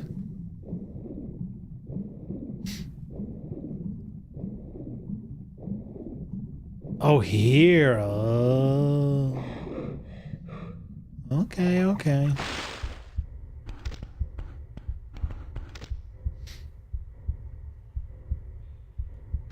Hey, Rev, no worries, man. What are the chances a new DOA is just gonna be an Unreal Engine, you know? It's gonna be the easiest thing in the world to mod. In fact, look at the fucking costume mods for Tekken 8. They're putting the devs to shame. Like, okay, there's a lot of Gooner material, but like even some of the Gooner shit is just like quality-wise so much above what the devs are doing. It's kind of ridiculous. Also at a speed which is like, some of these dudes are just a single person having like literally a higher output than the entire Tekken team in terms of outfits. That's like, what are we doing? How is that such an issue? Or is it more of a they don't want to make more? They like this pace, you know? Because I guess there's something to say, you know, if we want to analyze it like marketing and stuff, releasing too much is also not good, right? Because you're gonna burn people out. Just look at Magic the Gathering. You don't want to push it. Okay, where the fuck do I jump on, climb up, climb over? There's gotta be an edge I can grab here. What do I grab over here? Maybe the switch.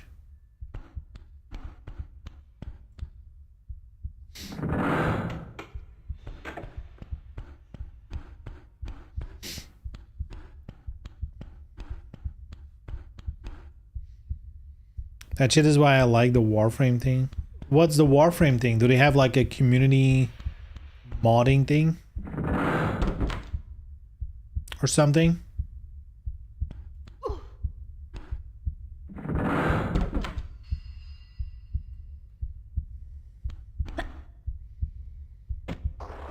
I missed. Uh-oh. That's a broken glass.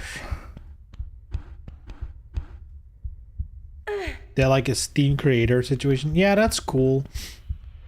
I mean, it's cool. It's also... It has its issues, right? It's the same like, let's do a contest and like the winner, their art is like in the game. And it's like, okay, but it's kind of, you know, exploiting free work. And I guess if you allow them to ask money for it, but then at the same time, it's like, what if a modder makes something that you as a company wanted to do officially? And it's like, it opens up this whole can of worms, I guess, which, and I guess every mod that's being made could be approved, blah, blah, blah. At the same time, you're not going to get your Gooner shit, right?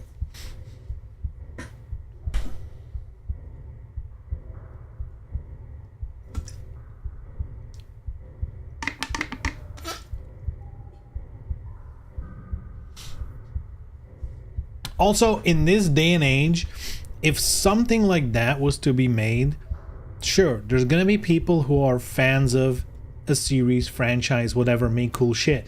But there's also gonna be a bunch of people who are gonna figure out a way how to prompt Chat GPT, to prompt an AI art thing, to prompt an AI mesh thing, to like fucking cook up some absolute dog shit garbage that's gonna sneak into that store, and you know, it's gonna be flooded with dog shit before you know it. And then they're going to be like, well, we can't approve that much. Like, we don't have the capacity to have that many people sitting on it to approve it. So either they're going to automate that process, which means the bullshit is going to get through, or they're just going to stop doing it. So shit like that gets ruined very fast these days. Thank you, AI.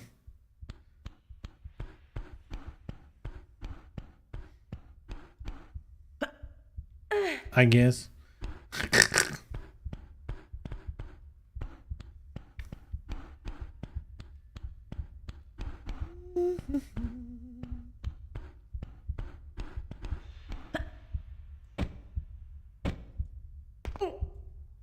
Hey. My hot ideas for the PC version of a fighter to have an SDK, and you periodically pick from the mods to buy out and sell as DLC on consoles. Then you Blizzard War Chest for the price of your competitive scene. Probably something with kind of grade school match or your work situation where you have to live stream making the assets. I mean, sure. I think ignoring AI stuff and whatever, like if something's made to high enough quality, whatever, let's stick to that, right? I think there's ways to do it. Like, honestly, that's not a bad idea to have like, hey, you know, we're gonna pick out some cool mods, slap them together in like a DLC pack. You know, kind of like, remember how DOA had like the fan competition where people could send in their ideas for costumes, and then like the winners, they made those outfits. Something like that, but then instead of, you know, instead of Koei Tecmo running away with the profits, yeah, put it into like a pool to support the competitive scene, right? I'm sure I'm sure some people making mods and stuff would rather be paid, but I'd also think it's a fair trade for especially fans for the game to be like, okay, if it's 100% going into like the prize pool, I think a lot of people would be totally okay with, you know, doing it that way.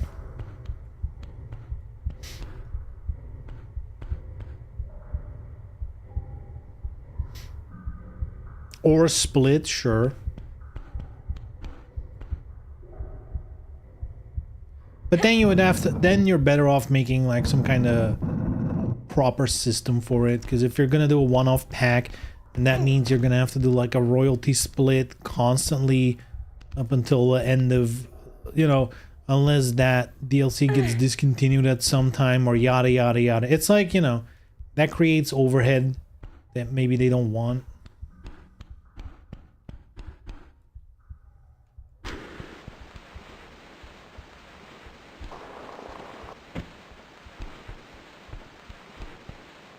There's definitely ways to do it. I think people would be down for that.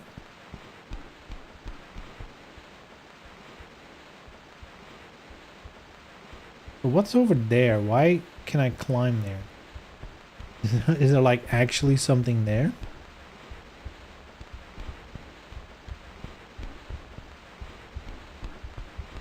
Can I jump to there from here? Probably not.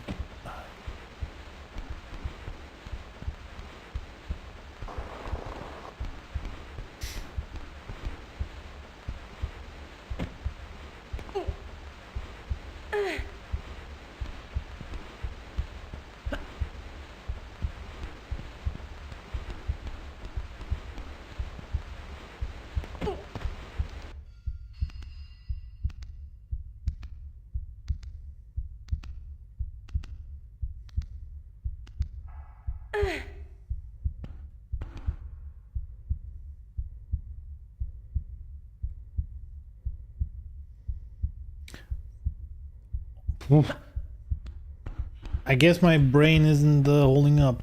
I really thought...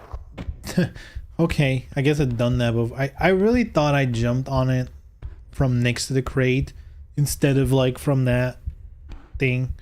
Whatever. Whatever. We're just dying over here, you know. Doing some dumb shit.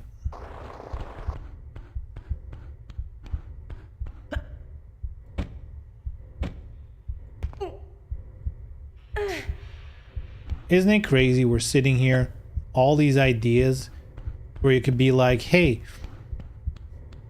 here's a way as a company you can make money and probably don't piss off fans instead of doing the most scummy of scum shit.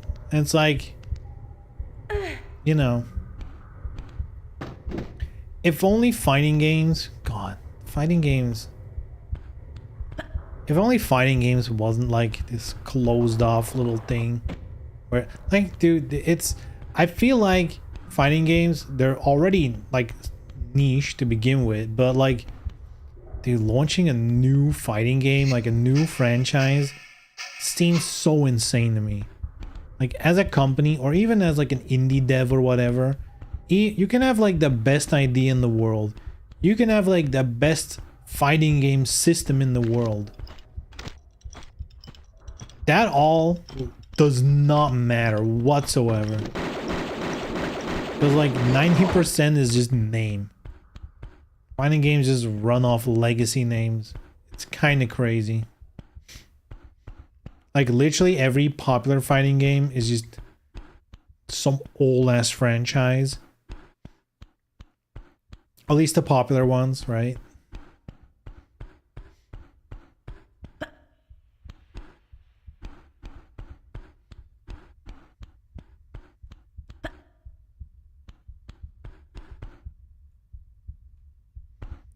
Sheesh.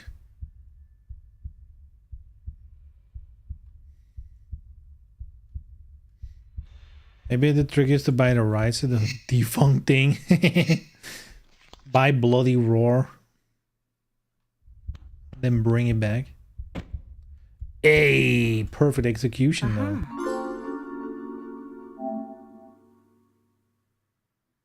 Oh, wait. Did I do it in like a special way?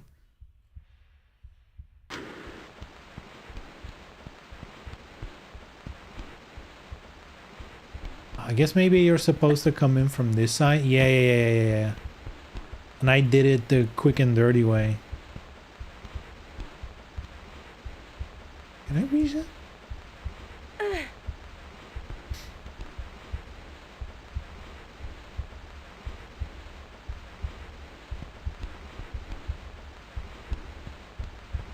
Damn.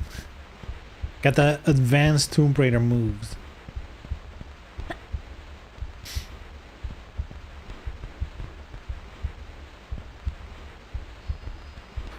I can see the green one down there. Look, in the window, you can see the green one as well.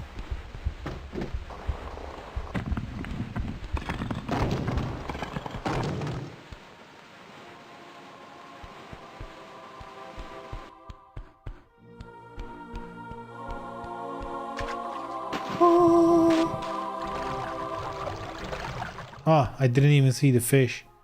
Freddy Fish.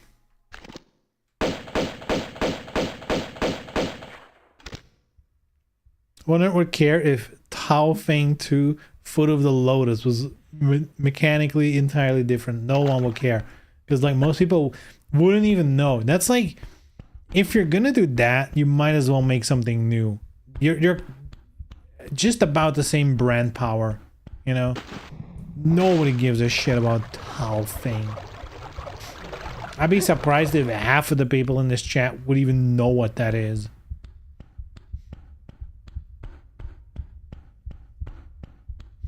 In fact, I mainly just know the name. I can vaguely picture how that game looked. But even then, that's a stretch.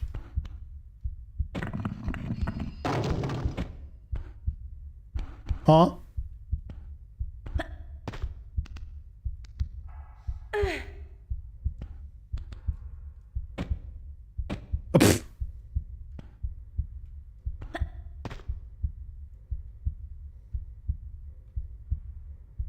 mentioned about once a month?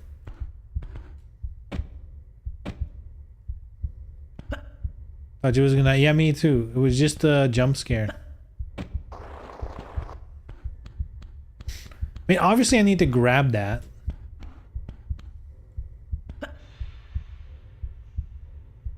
Whoa. Whoa.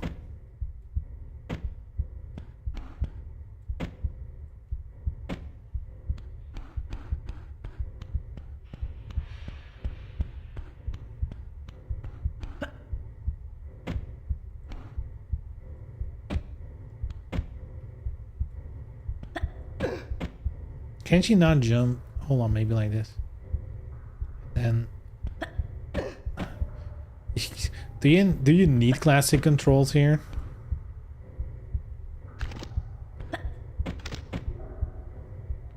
I guess it's too high for classic for a jump anyway. But like,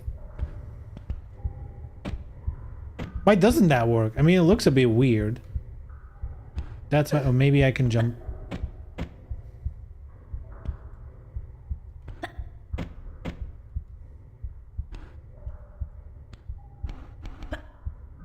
Ooh, nice aim. Get in that small hole, giggity. Get in that small hole.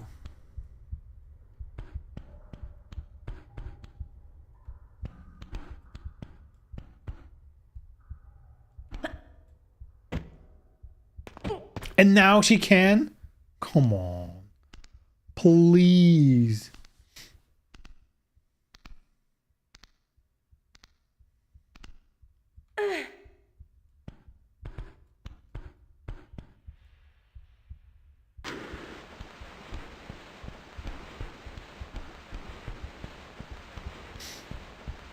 Okay, we can go down there.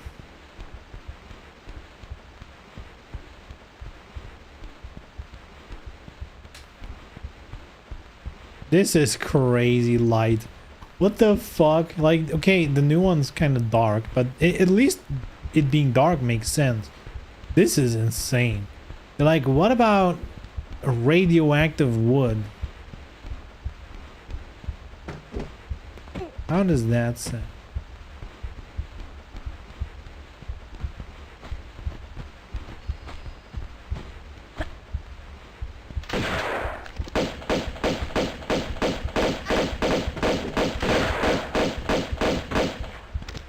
And with the pistolas.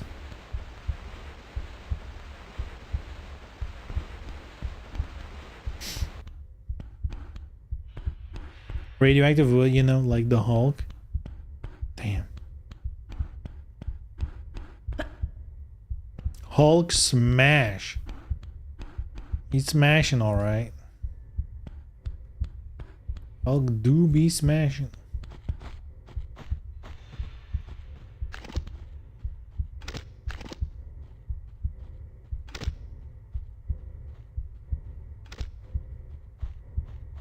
Spider-Man. Spoder-Man.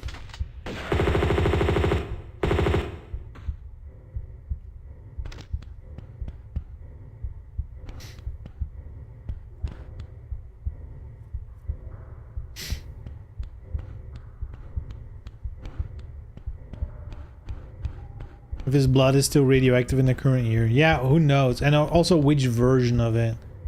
Are we talking the movie version? The, you know, like 50 different comic book versions?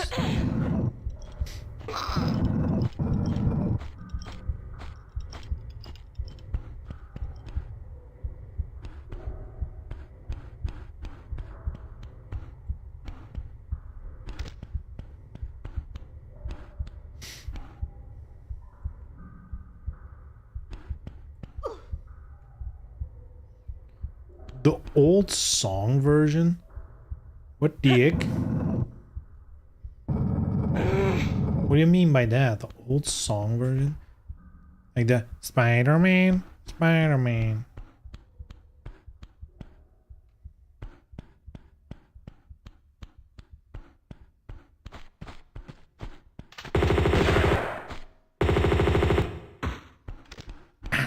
I heard you. Oh.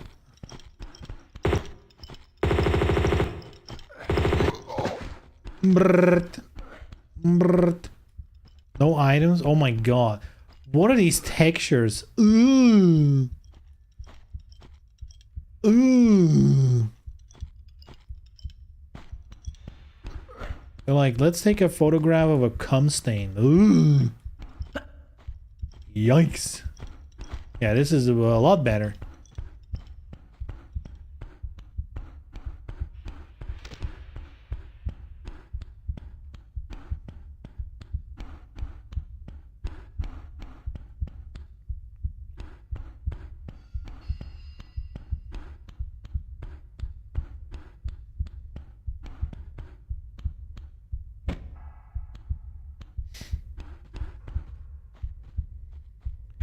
What's behind door number 3?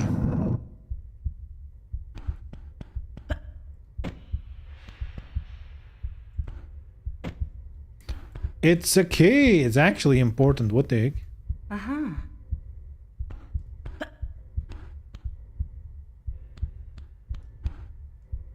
Also, how do we get outside? Because we saw the little green thing outside. A little green dragon. I'm gonna heal.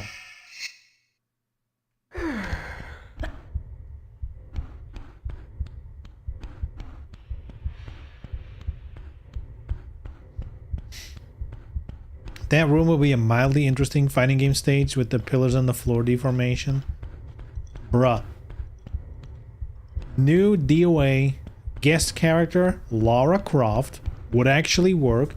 Stage fucking jungle dinosaurs. They've done that before in DOA. It works.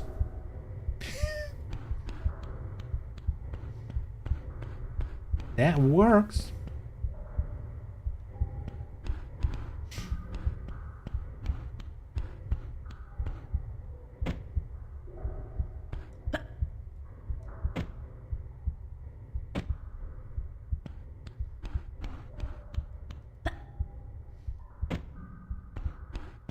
Can't pull the crate up here.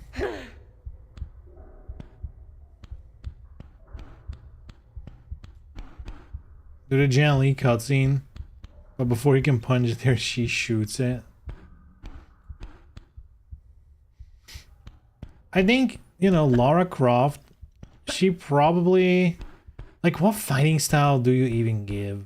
Because, like, she's obviously punched before, if you will. But at the same time, like, you only, in the games at least, you see like a handful of punches and kicks. Nothing that indicates any kind of fighting style. So what do you do? I guess more of a general MMA kind of thing is probably what she would do.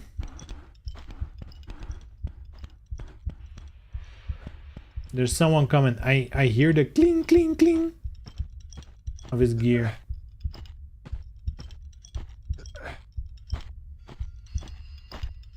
He's getting close.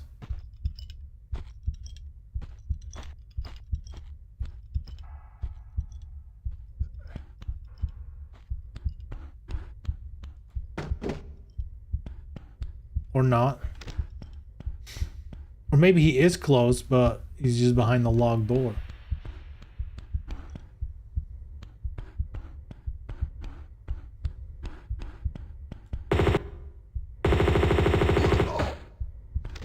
Whoa. She's not really a fighter. I mean, she could be. It'll just take some thinking about, like, if you think about it logically, the shit she does, right? She clearly has weapons training, she's acrobatic, blah, blah, blah. But it's all practical, it seems like, right? It's all very practical. She could do all-time in boxing, learn it from her butler or whatever. Honestly, not even as a joke, if she had fighting skills, which she probably has, just practical, it'll probably be very Batman-like, you know? Just like generic punches and kicks into takedowns, that kind of stuff. It'll literally just be like Batman, if you think about it.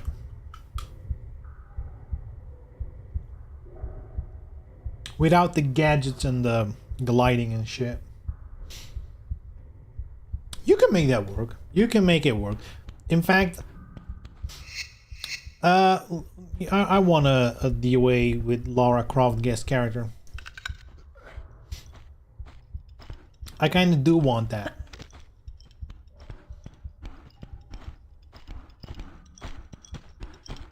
Blunk, blunk, blunk.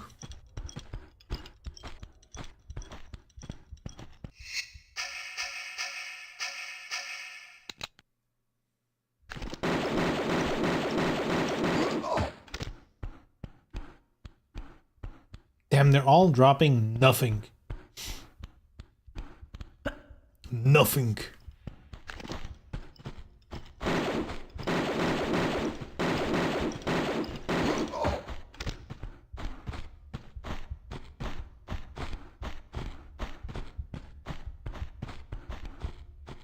I can still hear someone move.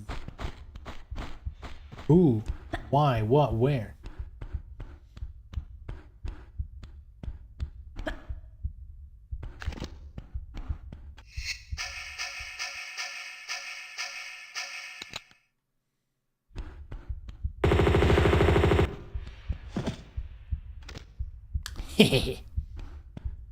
Got him. I'm gonna do a little save, you know. Feel like it's been a minute. I actually don't know, but oof.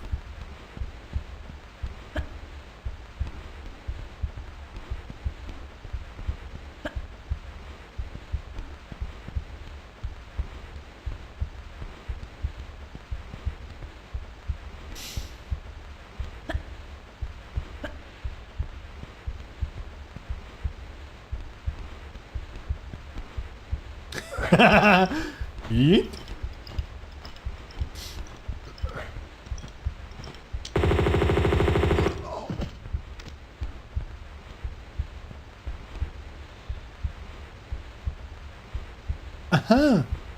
No if she threw it.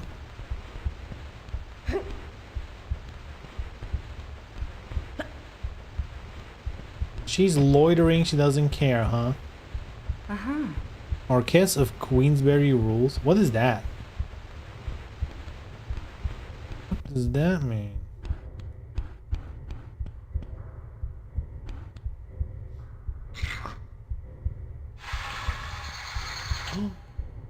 We opened up the curtains.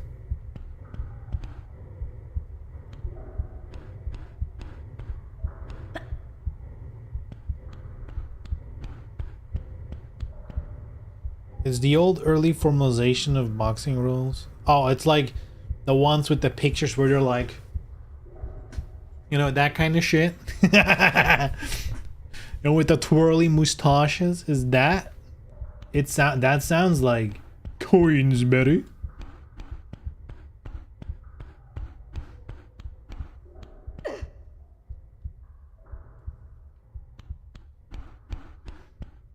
That's how she should fight. That would look weird.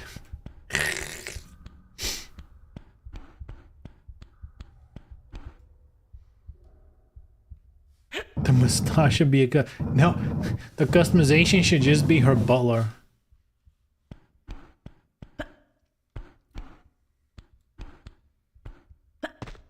We added a guest character to our game. It's Lara's butler. He'll do the fighting.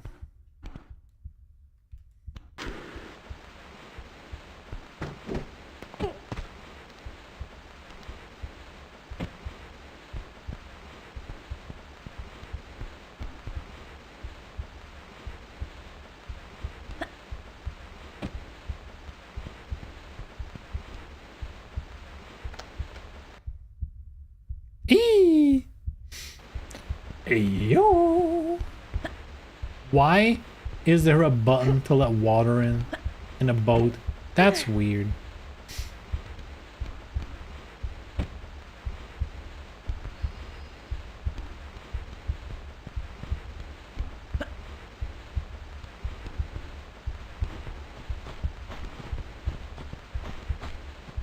You pick outfits for her, but the butler's always dressed the same. Yeah, and she's sitting there drinking tea.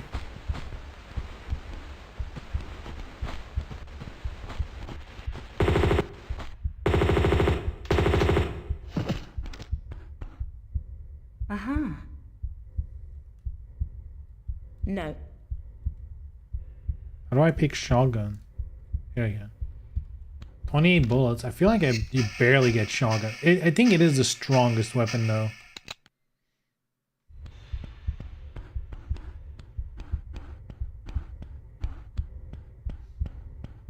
Where's the little green dude actually? That was outside somewhere.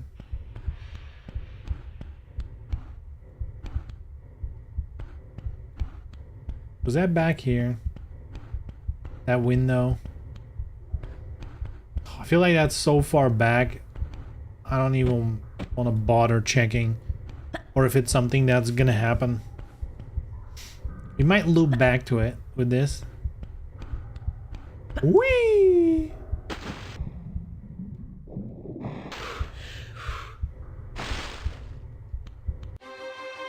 I guess we're not looping back to it. Damn, we saw it. Maybe all we had to do was shoot a window and drown.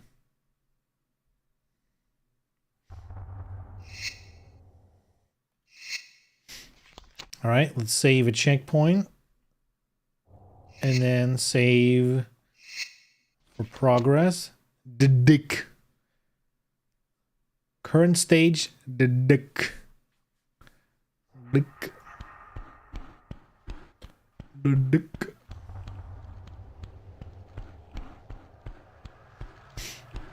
Oh, this one. There's like a huge shortcut you can take here somewhere.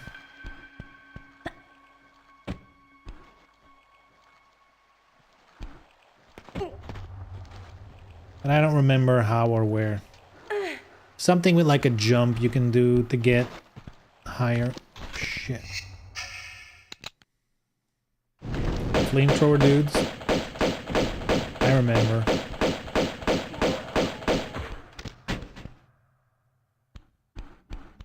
Not wasting ammo on these guys though.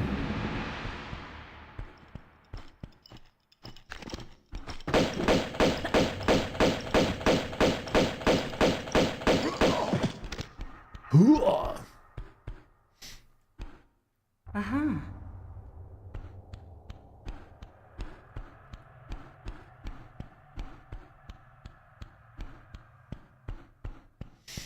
I always forget what to do first here. This is like one where you can go all kinds of directions.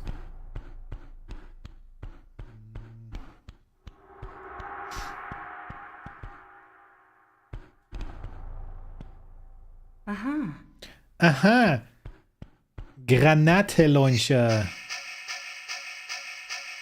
Grenade launcher. Now she can't say no anymore with the hotkeys. There we go. Now it works. Beautiful. Beautiful. Guess DOA 6 stole Forbidden Fortune from Tomb Raider? Yeah. That's them alright. Always be stealing.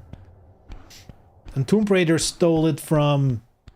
I'm sure there's like some old ass movie in the 50s that already did it. You know?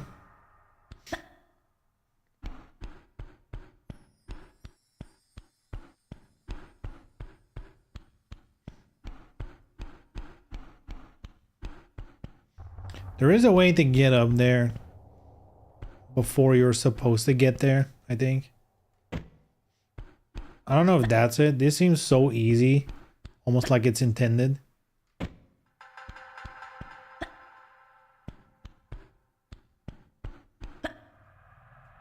That was a bad jump.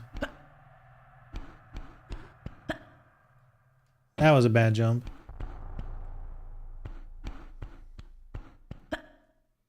That was definitely bad.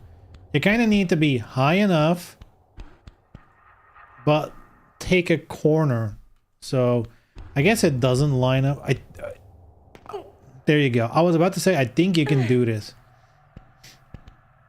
This might not be the intended place to be now, though. Because I think you need to go down there and whatever.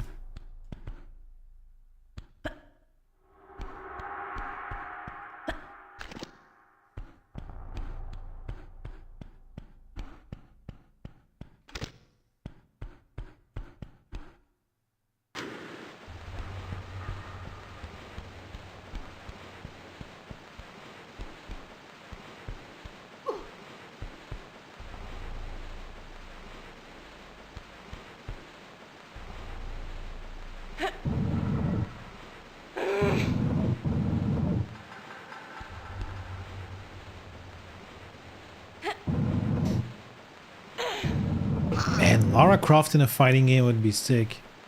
All the outfits, oh my lord. Oh my god. Also, wouldn't it be easier shit to put her in Tekken, like as a skin for another character?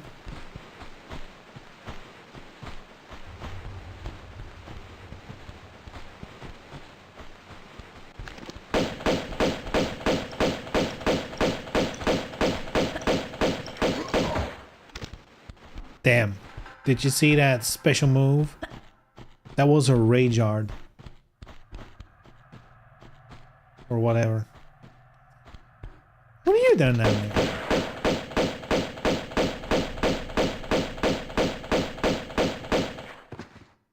Just running around.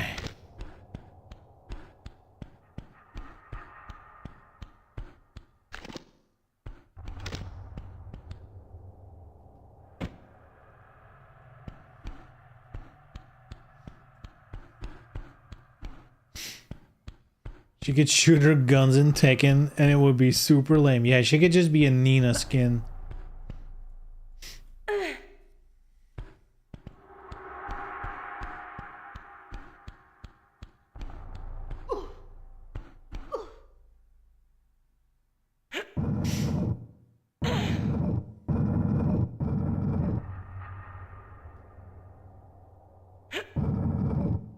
I love that it took him multiple games to get the idea of like, hey, what if you hold the button, she just keeps pulling? Giggity. Uh-huh. Uh-huh.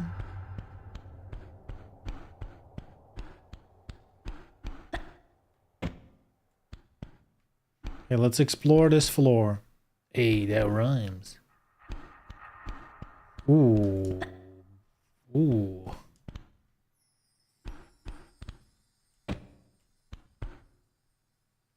Uh-huh. Uh-huh.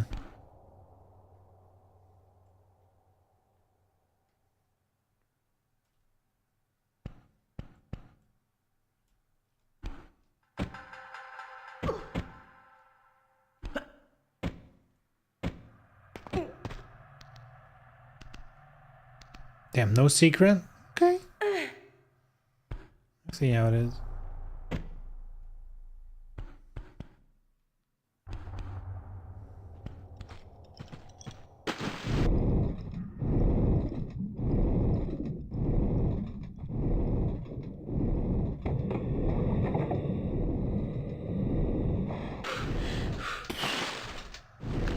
What the fuck is happening?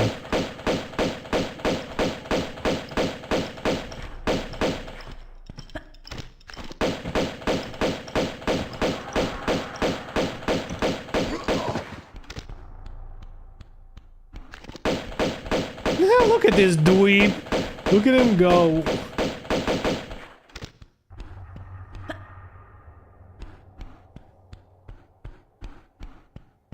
Also, what was his strategy there? Sitting in this fucking thing, closing it behind him? Like, yeah, this is gonna be it. He's like, this is the move. This is how we get her. Finally. He's smart. Smart man.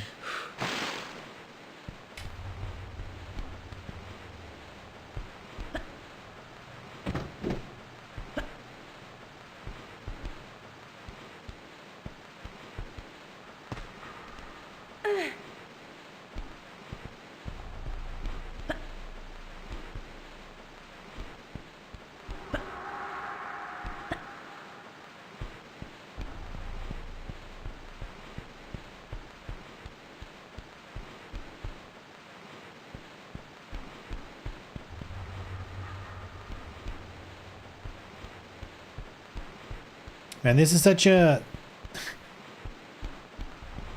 This stage overwhelms pretty quickly if you don't remember where all the pickups and shit are.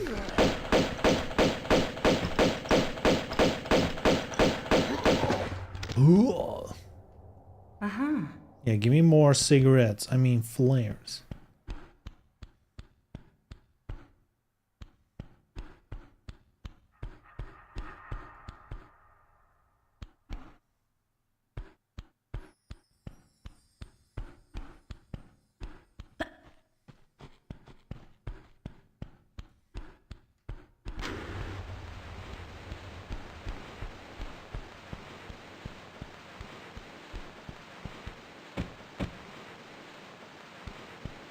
Oh.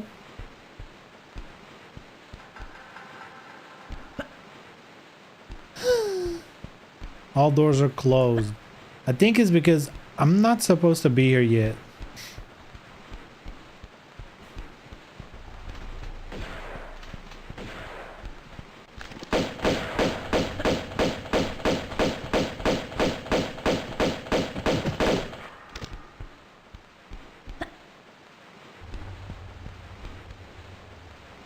But that's not stopping me. Because we can continue on. I think you can use this to get up there.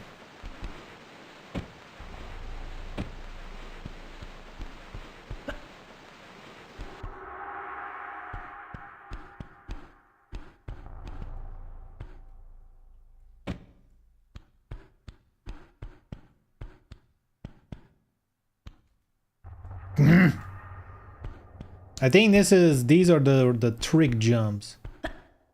These are the real speedrun shit.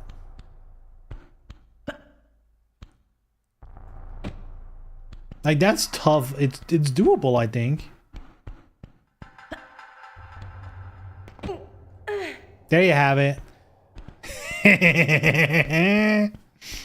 I think you're supposed to go there and then jump here or something.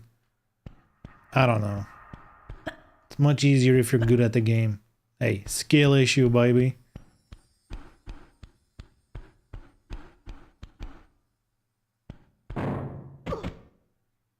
Well, at least something is here. Yeah, there's someone here, alright. Shotgun, boom.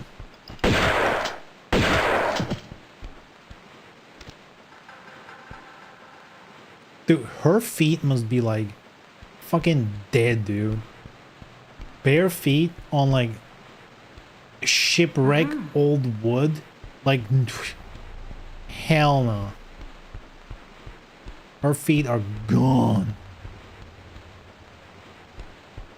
Her wiki feed score is dropping by the second she's down here.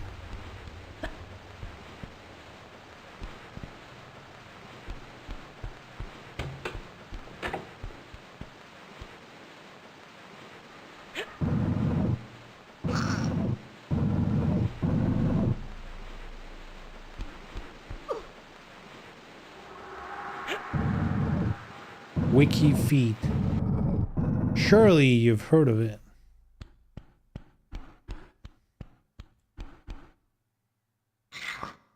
I have heard of it, and don't call me Shirley. I recently watched Airplane again. What a movie. Whoa, whoa, whoa.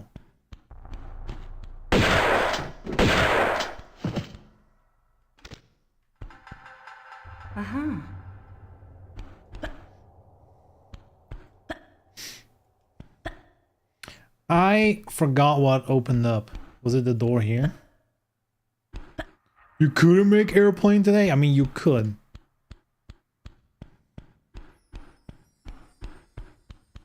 In fact, I probably would do very well.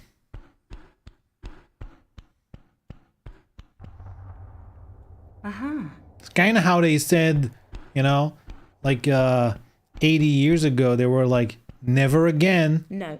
And here we are.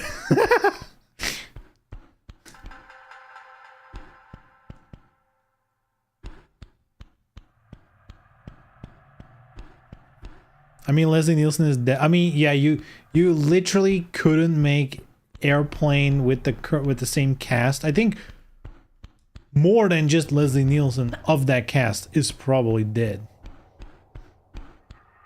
Okay, so we need a key. I think we've exhausted all our options up here.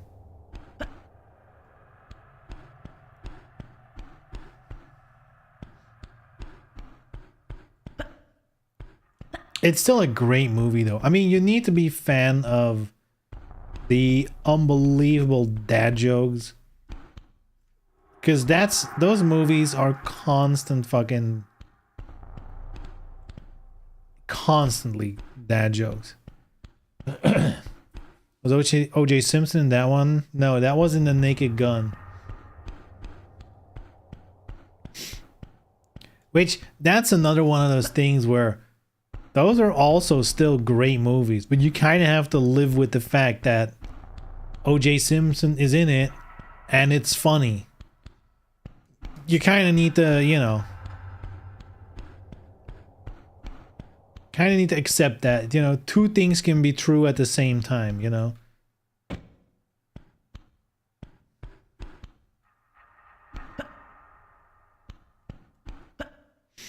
You don't have to like it, but, you know, it is funny. I'm definitely a fan of like the, what would you even call it? I guess like the deadpan humor, you know, like absurd shit happening, but the characters where it's happening to are like dead serious about it. I love that kind of shit.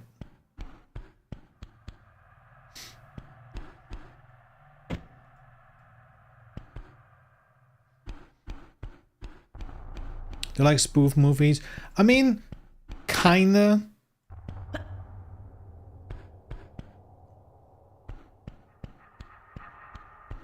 They're almost like more spoofs of a genre, I guess. Though they did do a Space Oddity, which is a direct spoof of Space Odyssey, but I guess Naked Gun is just a generic.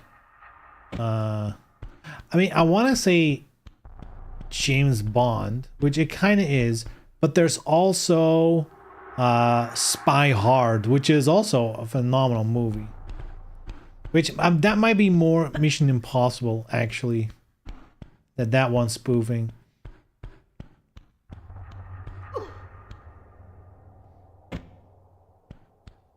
I guess they did do a lot of spoofs because they also did like a Dracula one. Yeah. They actually did quite a few spoofs. I do like them.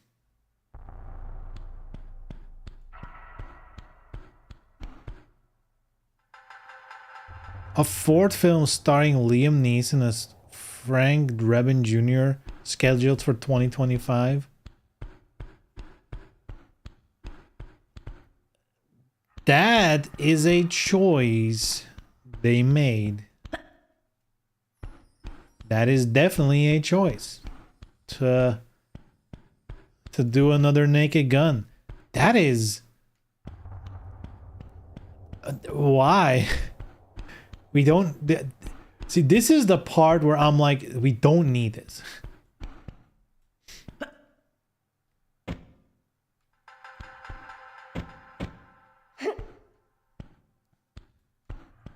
I didn't even know about this. Did they make any advertising for it whatsoever? Okay, grab it, girl. You got this.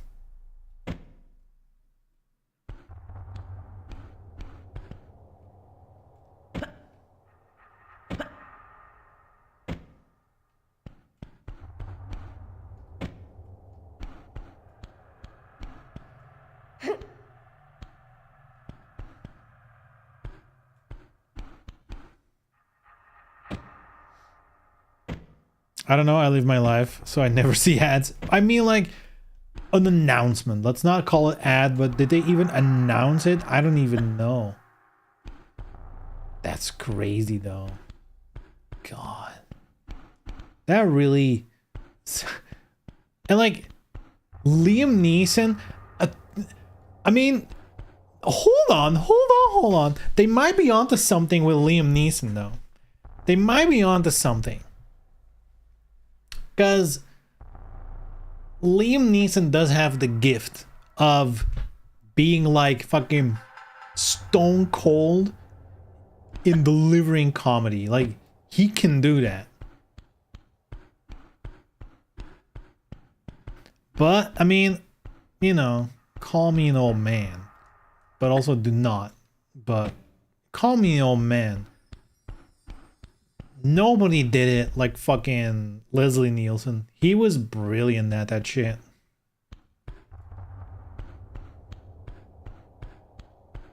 He was actually brilliant at it.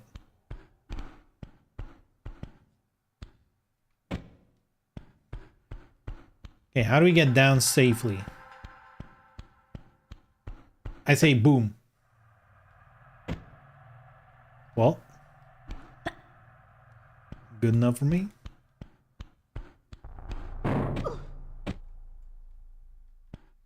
And we're in the belly of the beast.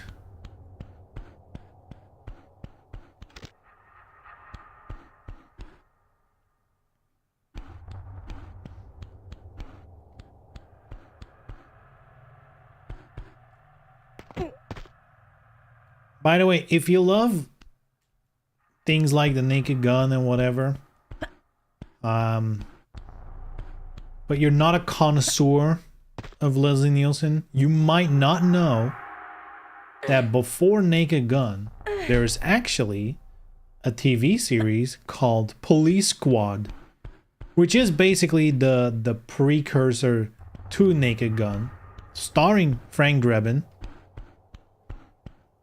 It's not even that many episodes, but it's basically the Naked Gun in like a TV cop episode thing. Very good also. If you like that kind of humor, it's exactly what you expect it to be. So many goofs and gaffs. You know, but a lot of people even, you know, a lot of people know him from like Naked Gun and stuff.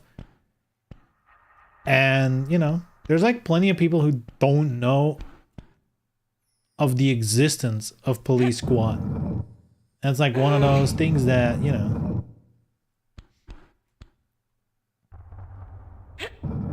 it's like a fun little bonus name. If you discover it exists and you're a fan of that stuff, you're like, wait, what? There's like, what is like 6 or 8 episodes where you're like, hold on, for free?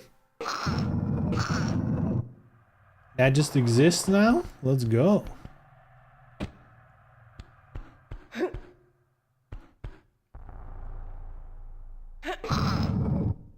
Huh?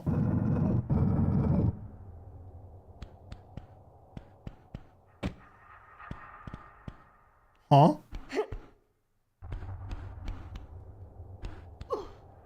Wasn't there an entrance here?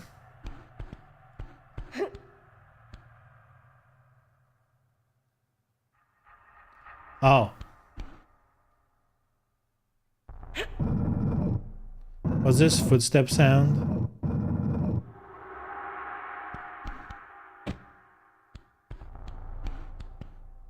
I don't know. Wood, iron, splinters, death.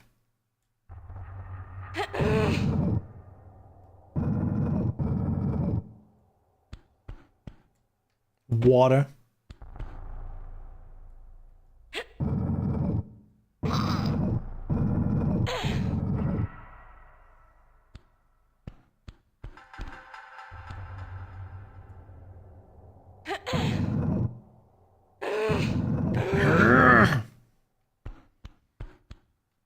She's strong. Is this our secret entrance? There it is, boys. No. With another keyhole. God damn it. Large chest didn't give her back problems. Pulling these crates will. Maybe they're the counterbalance. It evens it out. In fact, if she doesn't pull crates regularly, it'll ruin her back.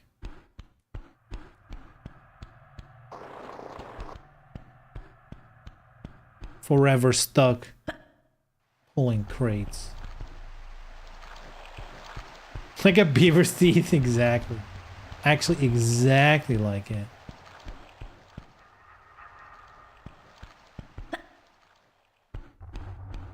Especially in the first game. They even looked like beaver's teeth in that one.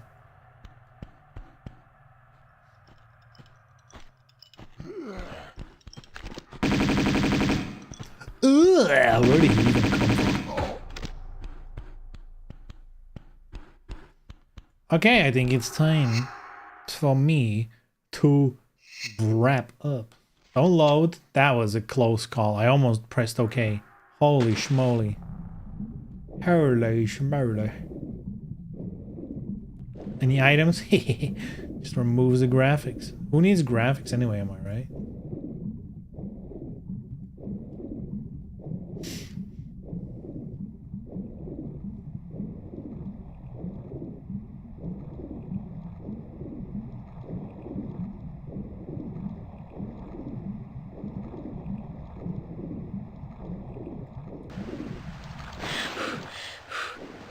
It's kind of crazy how much the 60 FPS helps this game out.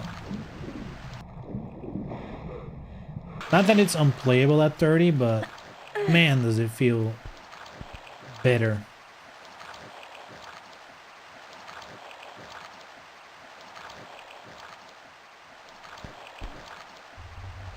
No! Girl, why you do that?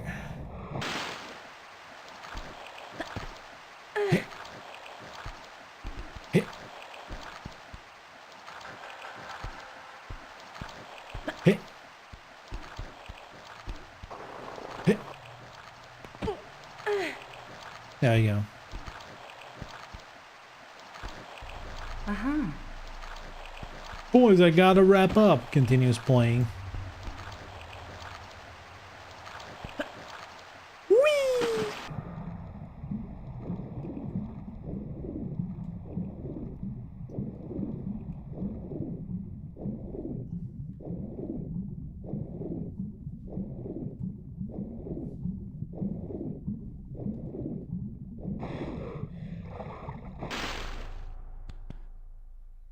Yo, I just realized all this time with this current ad system on Twitch where it's like, oh, the ads are now running, and I'm like, okay, now people can't, you know, most of you can't see me right now, but actually shit's just going on YouTube. The YouTube people don't even know that's happening. Like, what ads?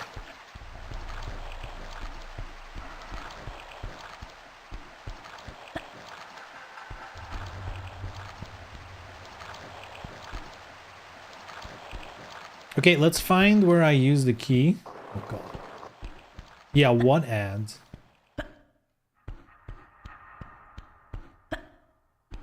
I don't even know on Twitch if there's like a way to get around them these days.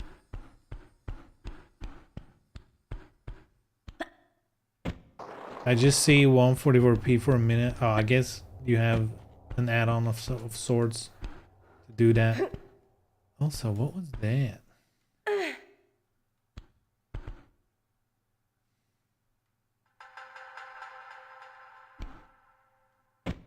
Is this a keyhole?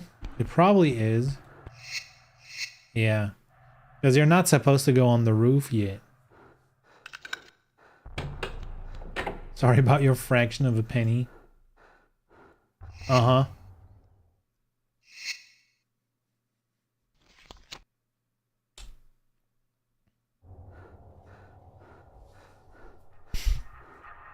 I don't even know.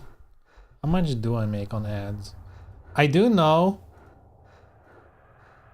with this new, I guess it's not that new, but it's new for me.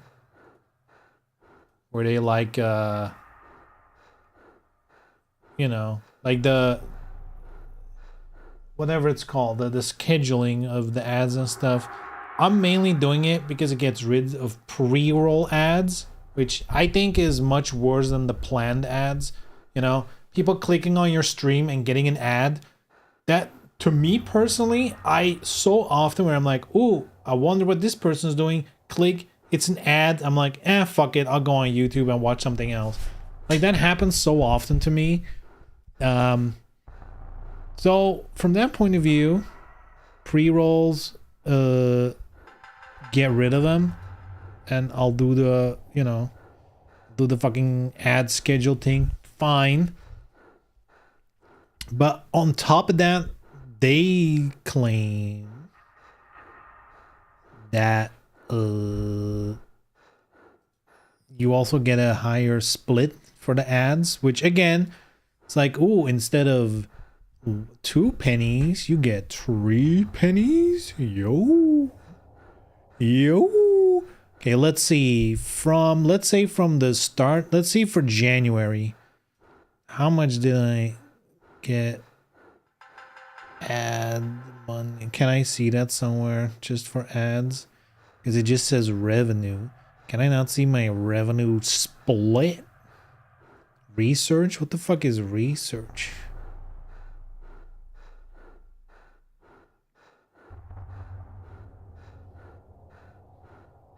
It's just like viewers and shit. Stream summary, maybe?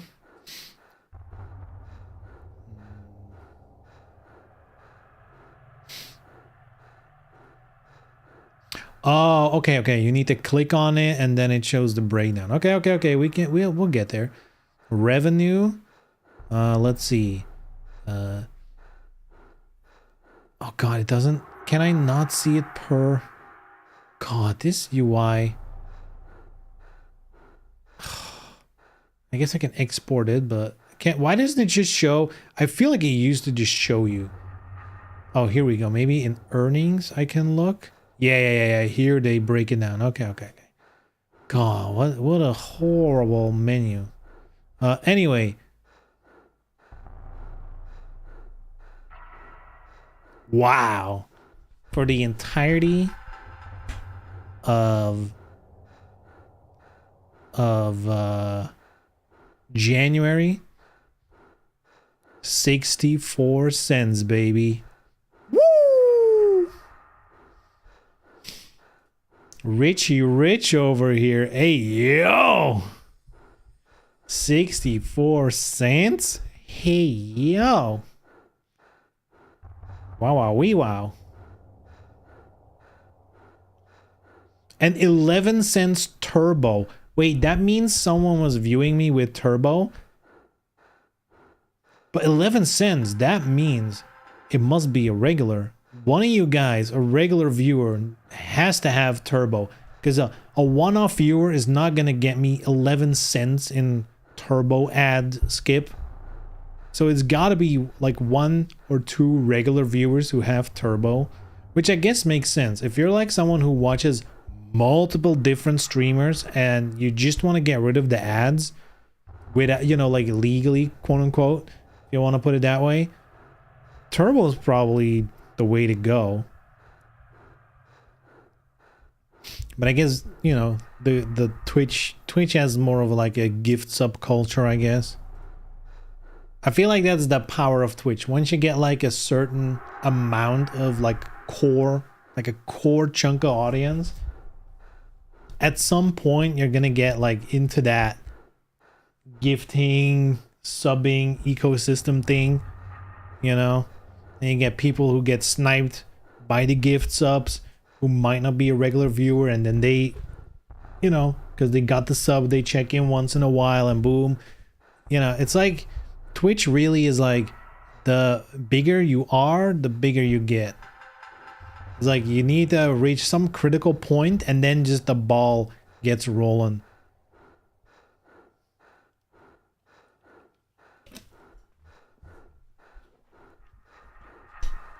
$0.11 from Turbo is wild. Yeah, right? Because, I mean, it just means that those are ads that the guy with, or gal with Turbo should have gotten, but then they didn't get the ads, but they do pay out that ad like a normal ad. So that's an extra 11 cents in ads in a way. So again, it has to be a regular. That's not one ad. Anyway, I'm balling over here, you know, just making not even $1 on a month. Good shit. I kind of do feel like if you think about those big streamers, the one with like 10K viewers, like if they just keep living a normal lifestyle, which I guess if you're a full-time streamer, like what are your life costs really, unless you buy like a giant house or something. But like if you have 10K viewers, I bet you can get a paycheck out of the ads if you want to. I guess you could do that. Like if everyone stops subbing but still watches you for whatever reason, I'm sure you'd get a full paycheck out of it.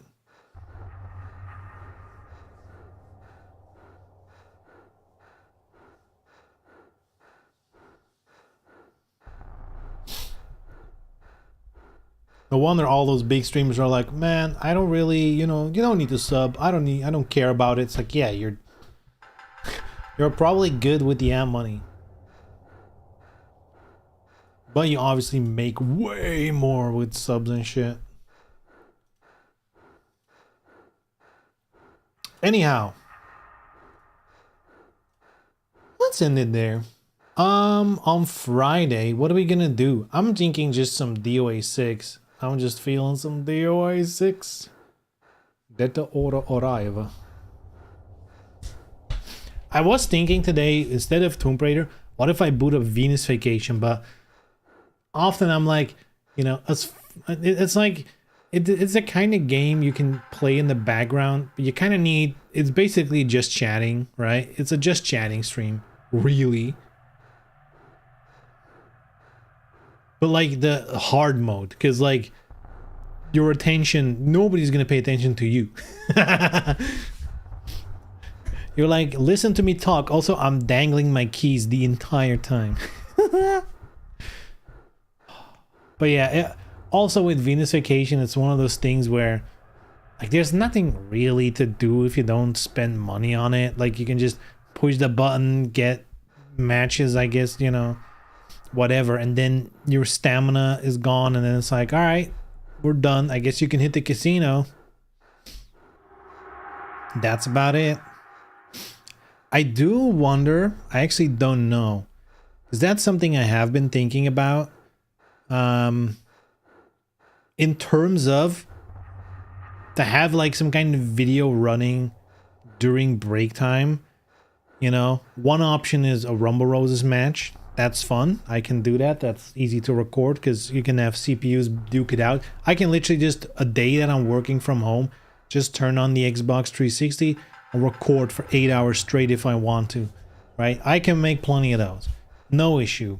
But also I was thinking, what if I get like some of those gravure or whatever you want to call it. Gravure.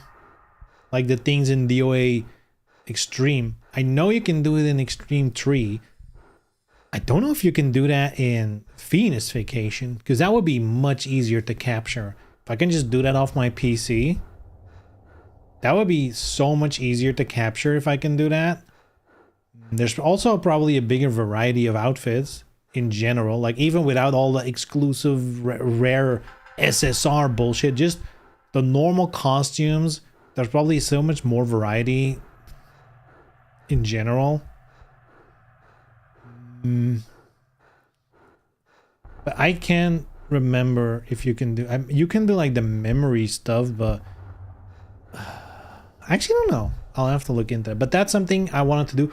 Also, on top of that, what I really want to get at is, instead of going to break time and just have it happen, since I've been dual streaming, I've been using this software called Streamer Bot to combine the chats. because it runs locally. There's no like bullshit other people like other services I'm reliant on, yada yada. But on top of that, this streamer bot thing has like a bunch of other features. It's like a powerful tool, and one of them is you can have actions happen based on triggers. A trigger, for example, can be channel point reward. So I could, for example, make a channel point reward that says play a Venus vacation video during the break. And then I can make this thing go, okay, check in OBS, is break scene running? If yes, you know, trigger play the video. Wouldn't that be fun? That people can just redeem points to do it? I think that would be fun. And if I can expand on it, maybe have like videos per character labeled as such, and then maybe with channel points put the name in and then have a video of that character. I don't know. I'm toying with the idea. I'll have to see what's possible, but that's definitely, you know, basically what I want to do is I don't want to have to do anything. I want to be able to press the break time button on my thingy here, boop, and then it's hands off for me. That's what I want. I want to automate my job away. That's what I do best. But hey, I'll look into that. Anyway, this Friday, we'll just play some DOA. Good old DOA.